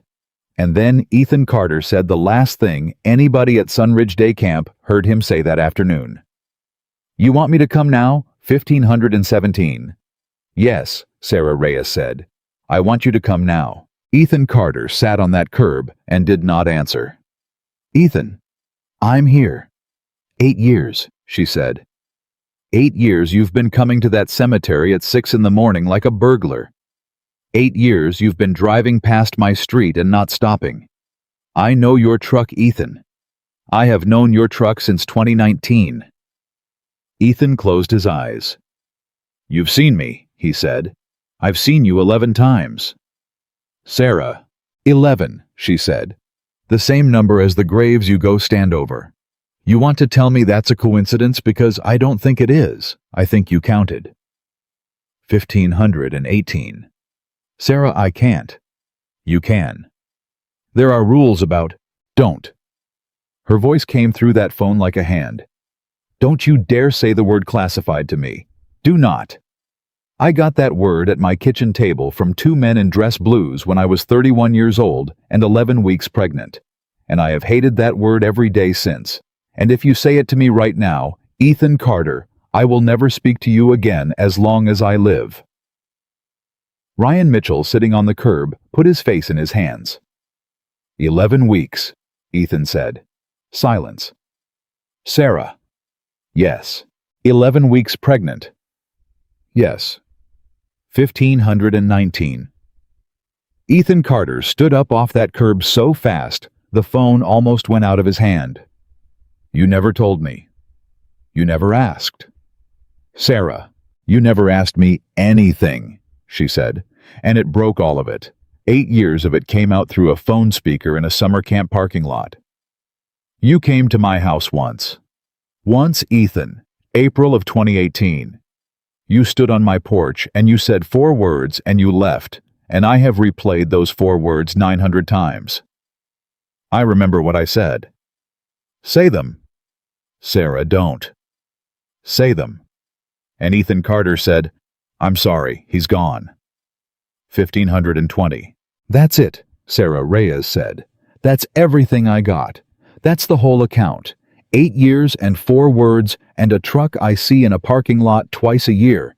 And Ethan, I want you to understand something. I did not call you today because I'm angry. Then why? Because my daughter is 8 years old, Sarah said. And she just watched a video. 1,521. Ryan Mitchell's head came up. Ethan Carter did not move for 4 full seconds. Say that again, he said. Her name is Maya, Sarah said. Maya Danielle Reyes. She's 8. She was born on the 9th of October 2018, 7 months after her father died, and she has his hands, and she has his stupid laugh, and she has never once heard anybody outside of this house say his name out loud. Ethan Carter put his hand on the roof of his truck. Ethan. I'm here. She's been asking since she was 5, Sarah said. Who was he? What did he do? Was he brave? And I've got a folded flag and a photograph and a word. And the word is classified. And Ethan, do you know what an 8-year-old does with the word classified? No. She decides it means nobody remembers him, Sarah said. 1,522. The camp parking lot was completely silent. And then today, Sarah said, at about 1 o'clock my sister sends me a link, and I open it, and there's a man tied to a fence. Ethan didn't breathe. And I don't recognize him at first, she said. Isn't that something? 8 years and I didn't recognize you at first. You got old Ethan. Yeah, and there's a big handsome guy in your face saying awful things. Sarah said, and you're not saying anything. You're just standing there taking it the way you take everything, and my daughter walks in behind me. And I don't get the laptop closed in time. 1,523. Sarah, she watched it with me, Sarah Reyes said. She stood behind my chair and watched a stranger get tied to a fence, and I couldn't move. I couldn't reach the lid. And then that man said her father's name. Ethan Carter made a sound. He said Danny's name like a weapon, Sarah said. And my 8-year-old heard her father's name out loud in the world for the first time in her life, and it was a man using it to hurt somebody. Sarah, I'm so... And then you spoke. 1,524. Ethan Carter stopped. You said his name was Daniel Reyes. Sarah said, and she was crying now and not hiding it at all. You said he was 31. You said he had a wife named Sarah and a mortgage in Chula Vista and a dog he complained about every day and loved more than anything on this earth. Nobody in that parking lot moved. Ethan, you said, he is not a story, she said. You said, he is not a coat. In front of 160,000 people on your knees with your hand on a man's neck. You took 11 seconds, and you gave my husband back his name. 1,525. And my daughter turned around, Sarah said. And she looked at me, and she said, Mommy, that man knew Daddy's dog. Ryan Mitchell got up off the curb and walked away and stood facing a chain-link fence with his back to everything. She said, That man knew Daddy's dog. Sarah Reyes was laughing and sobbing at the same time. 8 years of a flag in a triangle box and a word, and what got through was a dog. Buster. That fat, useless, idiot dog. She'd never even heard about the dog, Ethan. I didn't tell her about the dog. There's no dog in a citation. He hated that dog, Ethan said. He loved that dog. He loved that dog, Ethan said, and his voice went completely to pieces. And he complained about it for 400 straight days in a place I'm not allowed to name, Sarah, 400 days, and every man in that element could have told you what that dog ate for breakfast.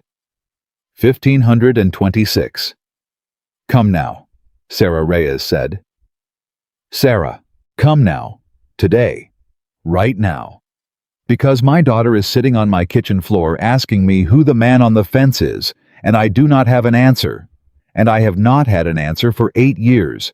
And Ethan, you are the answer. You have always been the answer, and you have been parked across the street from it the entire time. Ethan Carter looked through the propped gym door. Lily was standing up.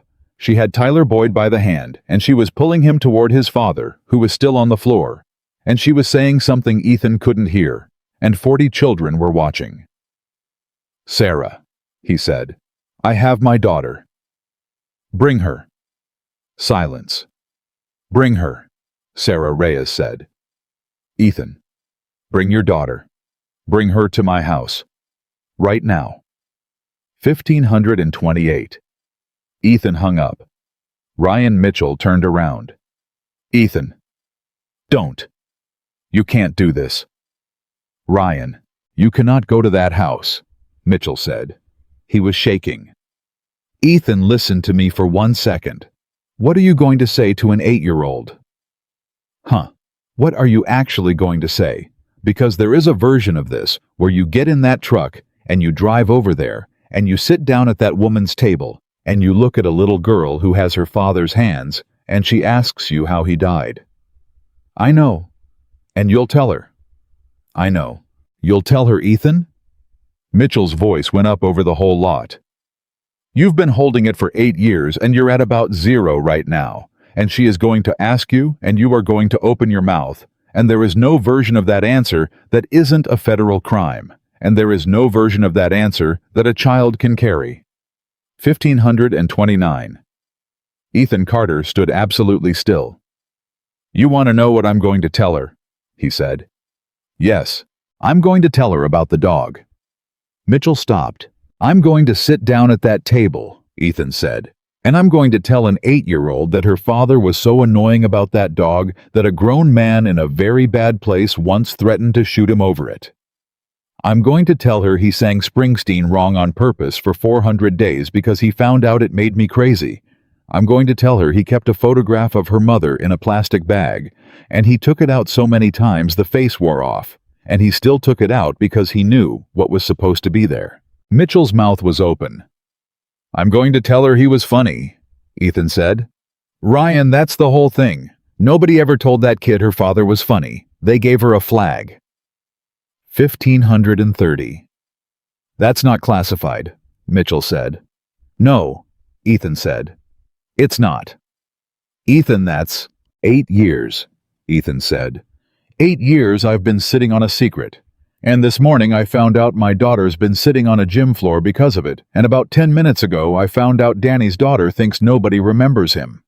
And Ryan, the whole time, the entire time, The thing they actually needed was never in the vault. He opened the truck door. "The vault has the mission," Ethan said.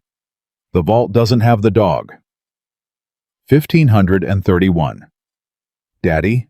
Lily Carter was standing in the gym doorway with her backpack on. "Hey, baby. Are we going home?" Ethan Carter got down on one knee on the asphalt. "No," he said. "Not yet. Lily, I need to ask you something, and it's a grown-up question, and I'm going to ask it like you're a grown-up because you've earned that today about 9 times over." Lily's eyes went wide. "Okay." "There's a lady named Sarah," Ethan said. "She lives about 20 minutes from here, and she has a daughter named Maya, and Maya's 8. "Okay." "Maya's dad died," Ethan said, "a long time ago, before she was born." Lily's face did something. "That's sad," she said. "Yeah. Did you know him? 1532. And Ethan Carter said he was my best friend." Lily Carter went absolutely still. "You never told me you had a best friend," she said. "No." "Why not?" "Because I was scared." 1533. 9 years old, backpack on, standing on a strip of asphalt outside a summer camp. "You get scared," Lily said. "Every day, baby." "You never say that." "I know," Ethan said. "I know. I'm going to fix that. Starting today, I'm going to fix that, and it's going to be weird for both of us for a while." Lily thought about it. Then she said, "Does Maya know her dad was your best friend?" "No." "Does she know anything?" "Not really." And Lily Carter said, "Then we have to go right now." 1534. Ryan Mitchell turned his face away. "Daddy, we have to go right now." "Okay." "No, Daddy, right now, she doesn't know anything about her dad." "Baby, we're going get in the truck." "Can Tyler come?" 1535. Ethan stopped, and behind Lily in the doorway, Craig Boyd stood holding his son's hand with both of his own, and he looked at Ethan Carter, and he shook his head very slightly, and his face said everything. "Not today, not this. This one's not mine to be at." "Tyler's got his own dad to be with today," Ethan said. Lily looked back. Then she nodded. "Okay," she said. "Bye, Tyler. Spaghetti's Thursday." And Tyler Boyd, 9 years old, said, "Bye, Lily?" in a voice like a bird, and Craig Boyd made a noise and turned around and picked his son up off the ground and held him. 1536. The truck pulled out, and Ryan Mitchell stood alone in a parking lot in a ruined uniform, and his phone rang. He looked at the screen. Captain E. Rourke. Mitchell answered it. "Ma'am?" "Commander." Rourke's voice was flat and strange. "Where is Carter?" "He's gone, ma'am." "Gone where?" "Ma'am." Mitchell closed his eyes. "He's gone to tell a widow about a dog." Silence. "Say again." "Ma'am, I'm not sure I can explain it in a way that'll make sense over a phone." 1537. Captain Elaine Rourke said, "Commander, I need you back on this field." "Ma'am, respectfully." "Ryan." First name.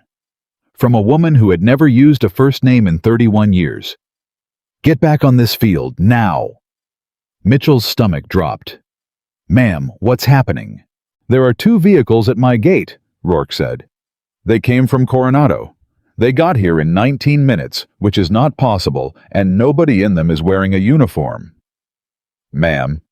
And Commander Rourke said, "The first thing they asked for was not Carter." 1538. "Then what did they ask for?" And Captain Rourke said, "They asked for Chief Marcus Voss." 1539. Out on that field, 300 men had been standing in the same place for over an hour. Nobody had eaten. Nobody had sat down. 200 phones were still in 200 hand screens up because a captain had said so, and nobody had told them different. Marcus Voss was standing exactly where he'd been left. Ramirez was still next to him. "Chief," Ramirez said. "Yeah." "They're here for you." "Yeah." "Chief, what do I do?" 1540. And Marcus Voss, 42 years old, 11 deployments. 2 Bronze Stars who had spent 8 years hunting a ghost and had found him and had found nothing. At the end of it, looked at a 19-year-old kid and said, "You go stand somewhere else, Ramirez." "Chief, that's an order. Last one I'll ever give you." Voss's mouth moved. "Go stand somewhere else. Because I'm about to be a story and I don't want you in it." Ramirez didn't move. "Ramirez." "No, Chief." "Excuse me." And Petty Officer Ramirez, who had put the zip ties on with his own hands at 1320 and would think about it every day for the rest of his life, said, "You said do it and I did it. So, if you're a story chief, I'm in it. I've been in it since 120. 1541. Marcus Voss looked at that kid for a long time. "Okay," he said. And the 2 men who had tied Ethan Carter to a fence stood shoulder to shoulder on a training field and waited for whatever was coming. 1542. What came was a woman. She was about 60. Gray suit. No badge, no lanyard, no escort. She walked across that field alone, and 300 elite operators watched her come, and not one of them said a word, and she stopped in front of Marcus Voss and said, "Chief Voss." "Ma'am, you called my office at 1401. Voss's whole body locked. "That was you," he said. "That was me." "You told me not to ask again."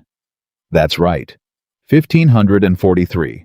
Marcus Voss said, "Ma'am, whatever this is, these men had nothing to do with Chief. Ma'am, I did it, all of it. It's mine. Every bit of it's mine, and I'll put it in writing right now. But Petty Officer Ramirez was following a direct order from a Chief Petty Officer, and Commander Mitchell tried to stop me, and I—" "Chief Voss," the woman said. "Stop talking." Voss stopped. "I'm not here to arrest you," she said. 1544. Silence. What Voss said. "I've been doing this job for 22 years, the woman said, "and I have made 306 phone calls exactly like the one you got today. 306. Reporters, authors, a congressman's aide, a man's ex-wife once, which was the worst day of my career." Voss said nothing. "I've never once had to explain myself," she said. "That's the whole job. You call, you say the words, and it stops because nobody ever pushes. Nobody has ever in 22 years pushed." She looked at him.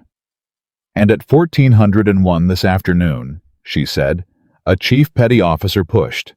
And then he stood in an open field in front of a live camera and told 160,000 people why." 1545. Marcus Voss's face did something terrible. "Ma'am," he said, "my brother." "Kyle Anthony Voss," the woman said. 26. EOD. 2nd of April. Fort Rosecrans, Section 42. Voss's knees went. Ramirez caught his arm. "Chief, ma'am, how do you—" "Because I'm the one who wrote the letter," she said. 1546. The field made a sound. "I wrote the letter your mother got," the woman said, "in 2018. I wrote 300 of those letters. Chief and I have never in my life been allowed to sign one. And I want you to know that I remember your brother's, because his was the one where I had to take the word why out 4 separate times." Marcus Voss was making a sound like something drowning. "I have thought about your family for 8 years, she said. "You've been hunting a man. I've been sitting in an office writing sentences that don't have any nouns in them. And I have wanted every single day for 8 years for one person to be angry enough to call me and make me say something true." She stopped. "You did that today," she said. "So I drove out here." 1547. "Ma'am?" Voss could barely form it. "Ma'am, why?" "Because I'm going to tell you 2 things, she said, "and then I'm going to get back in the car." "Okay. The first thing." She looked him dead in the face. "You were never going to find the man. There isn't one. There's a fog that came in at 0, 4, and 11 men on a rock, and a radio full of nothing. That's it, Chief. That's the whole file. You want a villain, and I have read every page, and there isn't one. And I'm sorry because I know that's worse." Voss's face came apart, And the second thing, she said. 1548. The man you tied to a fence today, she said, is the reason there's a hold on the roster. Silence. Ma'am? He requested it, she said. In 2018, it's the only thing he ever asked the United States Navy for. He asked us to bury his name. Why? And the woman in the gray suit said, because he was afraid a chief petty officer's mother would find him. 1549. Marcus Voss went down. 300 men watched it, and not one moved, and Ramirez went down with him, holding him up by the arm. 19 years old, holding a chief off the grass with both hands. He knew, Voss said. Ma'am, he knew. He knew all 4 families, she said. He asked for their addresses in April of 2018, and we told him no, so he found them himself. He's been going to your brother's grave for 8 years, Chief. He asked us to make him unfindable, because he was terrified that one day a Voss would come looking, and he'd have to look her in the face and tell her he made a choice. 1550. And then a Voss came looking, she said. Nobody breathed. And he stood there and took it for 2 years, she said. And when he finally figured out who you were at 1419 this afternoon on his knees in this grass, he said your brother's name out loud in front of 160,000 people. And by doing that, he broke the only thing he ever asked us for. She stepped back. He burned his own hold, Chief, she said. For you, 40 minutes ago.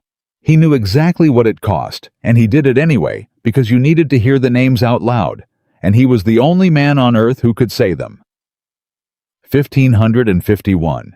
Marcus Voss put his face in the grass and screamed, and 300 of the hardest men in the United States Navy stood around him in a circle and let him and Ramirez knelt in the dirt, with his hand flat on his chief's back, and Corporal Danvers, 23 years old, put the camera down on the ground and did not pick it up again. 1553. 20 minutes away, a Ford pickup pulled up in front of a house in Chula Vista. Is this it? Lily said. This is it. Daddy, your hands are shaking.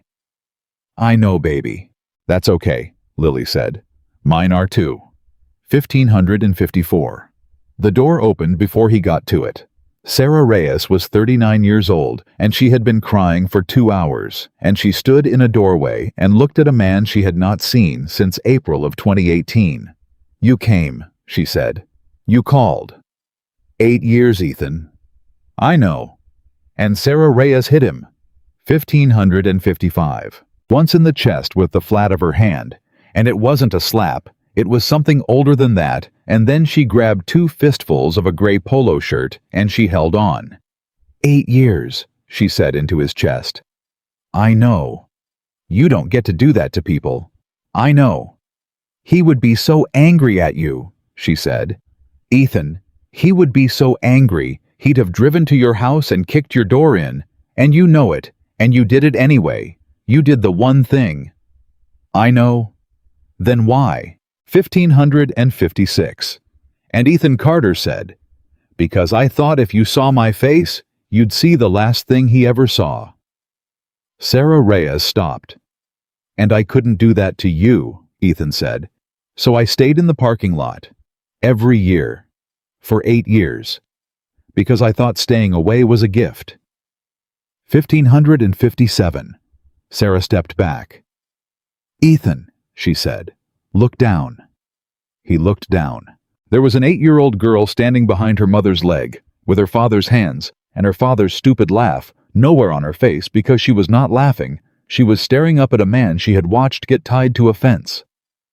Maya, Sarah said. This is Ethan. The kid didn't say anything. Hi, Ethan said. Nothing. 1558.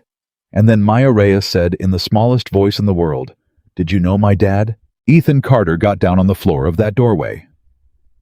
Yes, he said. Was he brave? 1559. Every adult in that house stopped breathing, and Ethan Carter said, no. Sarah Reyes made a sound. Ethan. Wait, Ethan said, and he never took his eyes off the little girl. Maya, listen to me. Your dad wasn't brave. Maya's chin started to go. He was terrified, Ethan said. Every single day, all the time. He was the most scared man I ever met in my life. 1,600 hours. Maya Reyes said, He was so scared, Ethan said. And you know why? Why? Because he had a wife. Ethan said. And he had a house he was still paying for. And he had a fat, stupid dog named Buster who ate a whole birthday cake off a counter one time. And he had all this stuff he loved, and every day he was scared he wouldn't get back to it. Maya's mouth was open. Brave men don't have anything to lose, sweetheart, Ethan said. Your dad had everything to lose, and he went anyway, every time, scared out of his mind. That's not brave. He leaned in. That's better, he said. 1,601. Maya Reyes started to cry. He had a dog, she said. He had the worst dog in America. Mommy never told me about the dog. Baby, your mom couldn't tell you about the dog, Ethan said, and his voice went, because it hurt too much, and that's not her fault, that's mine. That was my job, and I didn't do it for 8 years, and I'm doing it now. 1,602. And then a 9-year-old girl in a camp t-shirt stepped forward and said, I'm Lily. My dad was on the fence. Maya looked at her. I saw, Maya said. Yeah. That was your dad. Yeah. And Maya Reyes said, why didn't he fight back? 1,603. And Lily Carter said, because your dad was in his pocket. Sarah Reyes turned around and walked into her own kitchen and put both hands on the counter. 1,604. They sat at that table until 9 o'clock at night. Ethan Carter told an 8-year-old about a man who sang Springsteen wrong on purpose, about the plastic bag with the worn-off photograph, about the 400 days of dog complaints, about the time Danny Reyes traded a very expensive piece of equipment to a man in a village for a chicken, and named the chicken, and cried when they had to leave the chicken. He did not say one word about a mountain. He did not say one word about fog. He never had to. 1,640. 1,700. 1830. 2 little girls under a kitchen table with a bag of pretzels. A widow with her hand over her mouth laughing, actually laughing for the first time in 8 years at a story about a chicken. 1,600 and no. 2,104. Sarah Reyes walked him to the truck. Ethan. Yeah. They're going to come for you. Probably. You said his name on a live feed. You said all 4 of them. Ethan, you burned it all down in about 11 seconds. Ethan Carter opened the truck door. Sarah, he said, I've been carrying an empty box for 8 years. 2,105. What? They gave me a medal, he said, for the mountain. It's in a shoebox in my garage, and I have never opened it, not once, because I couldn't figure out what it was for. And I've been telling myself for 8 years that keeping quiet was the promise. He looked back at the house. It wasn't, he said. Danny said, don't let him make a story out of me, and I decided that meant silence. And silence made him into nothing, Sarah. Silence made his daughter think nobody remembered him. 2,106. I got it backwards, Ethan said. For 8 years. He didn't say don't tell them about me. He said don't let him make a story out of me. He didn't want to be a legend. He got in the truck. He wanted to be a guy with a dog, Ethan said. 2,107. Sarah Reyes stood in her driveway. Ethan. Yeah. Come back Sunday. Sarah. Come back Sunday, she said. Bring Lily. Bring the shoebox. Why the shoebox? And Sarah Reyes said, because Maya's going to want to see what her father's best friend got for carrying him 1.5 miles, and I think it's time somebody in this family opened that box. 2,108. Ethan Carter drove home with his daughter asleep in the passenger seat and a purple lunchbox in the footwell. His phone had 41 missed calls. He did not check one of them. 2,240. At his kitchen table at 10:40 at night, with Lily asleep down the hall, Ethan Carter opened his laptop for the first time all day. The video had 4 million views. 2,241. He didn't watch it. He scrolled down. 11,000 comments. And the top one, with 109,000 likes, said, "Retired Master Chief, 26 years. I don't know who this man is and I never will. But I know that at 1:22 in the afternoon, he had a chief's neck in his hand and he chose not to. That's the whole job, gentlemen. That was always the whole job." 2,242. And under that, "I'm the mother of a 9-year-old girl. My daughter watched this with me. When it got to the part about the note on the lunchbox, she asked me if she could write me one." And under that, "My son is a corpsman in Bahrain. I haven't spoken to him in 3 years because of something I said. I called him 20 minutes ago."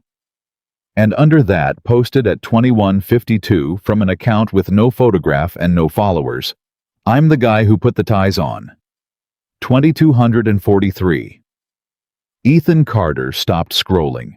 "I'm the guy who put the ties on. I'm 19. He never once looked at me like I was a bad person, not even when my hands were on him. When it was over, the first thing he did was ask me if I was okay. I don't know what I'm supposed to do with that. I'm going to be thinking about it for the rest of my life. Sir, if you ever see this, I'm sorry. I'll be better. That's all I've got." 2,244. Ethan Carter typed 4 words. He looked at them for a long time. Then he hit send. "Not today, son. Tomorrow." 2,245. 3 weeks later, they gave him his job back. Not the polo shirt, not anchor points. They gave him a classroom. Captain Elaine Rourke stood in the doorway of an empty room at the Naval Special Warfare Training Center and said, "It's not much. It's enough. Mr. Carter, I want to be straight with you. There are people in Washington who wanted you in a room with no windows. I know. And there's a woman in a gray suit who spent 9 days telling them that a man who asks the Navy to erase him and then breaks his own seal to say 4 dead men's names out loud is not a security risk. He's the last honest man in the building." Ethan said nothing. "She won," Rourke said. "I have no idea how." 2,200, and no. That was a Tuesday, and it was 10 in the morning, and the sun was coming through a window. "What do I teach?" Ethan said. And Captain Rourke said, "You tell me." 2 months later, 41 young operators sat in that classroom on the first day of a block that had no official name. The schedule just said, Carter. Ethan Carter walked in wearing a gray polo shirt. Nobody laughed. "Morning," he said. "Morning, sir." "Don't do that." They stopped. "I'm going to tell you the whole course right now," Ethan said in one sentence, "and then we've got 11 weeks to figure out if you believe me." 41 men leaned forward. "Everything you are ever going to do wrong," Ethan Carter said, "is going to start with something you say about a man who isn't in the room." Silence. Not a battlefield. Not a bad night. A bar. A break room. A parking lot. 4 seconds of feeling a little better about yourself at somebody else's expense. And 8 years later, there's a kid on a floor. He put his hands on the desk. "I have watched it. I have been at the end of it. And I'm going to spend 11 weeks trying to make sure not one of you ever lays the first brick." A hand went up. "Sir." "Go ahead." "Sir, is it true you were on that fence?" Ethan Carter smiled. "Ask the man in the back," he said. 41 heads turned. Chief Marcus Voss was standing against the back wall with his arms folded. "Chief," Ethan said, "you want to take this one." And Marcus Voss, who had lost his instructor billet and taken a reduction and turned down a transfer to Virginia to stay at a schoolhouse and co-teach an 11-week block with the man he had tied to a fence pushed off that wall, and said, "Gentlemen, my name is Chief Marcus Voss." Nobody moved. "On the 15th of July, he said, I tied that man to a chain-link fence in front of 300 people, and I said something in his ear that I'm going to say out loud right now, because I say it every first day, and I'll say it every first day until they make me stop." He looked at 41 young men. "I said, Navy SEAL my ass," Marcus Voss said. Silence. "And he had 8 seconds and 1 hand, and he chose to let me live," Voss said. "And then he told 160,000 people my little brother's name, And that's why I'm standing in the back of this room, and that's why you're going to listen to every word he says for 11 weeks. He sat down in the back row. Any other questions?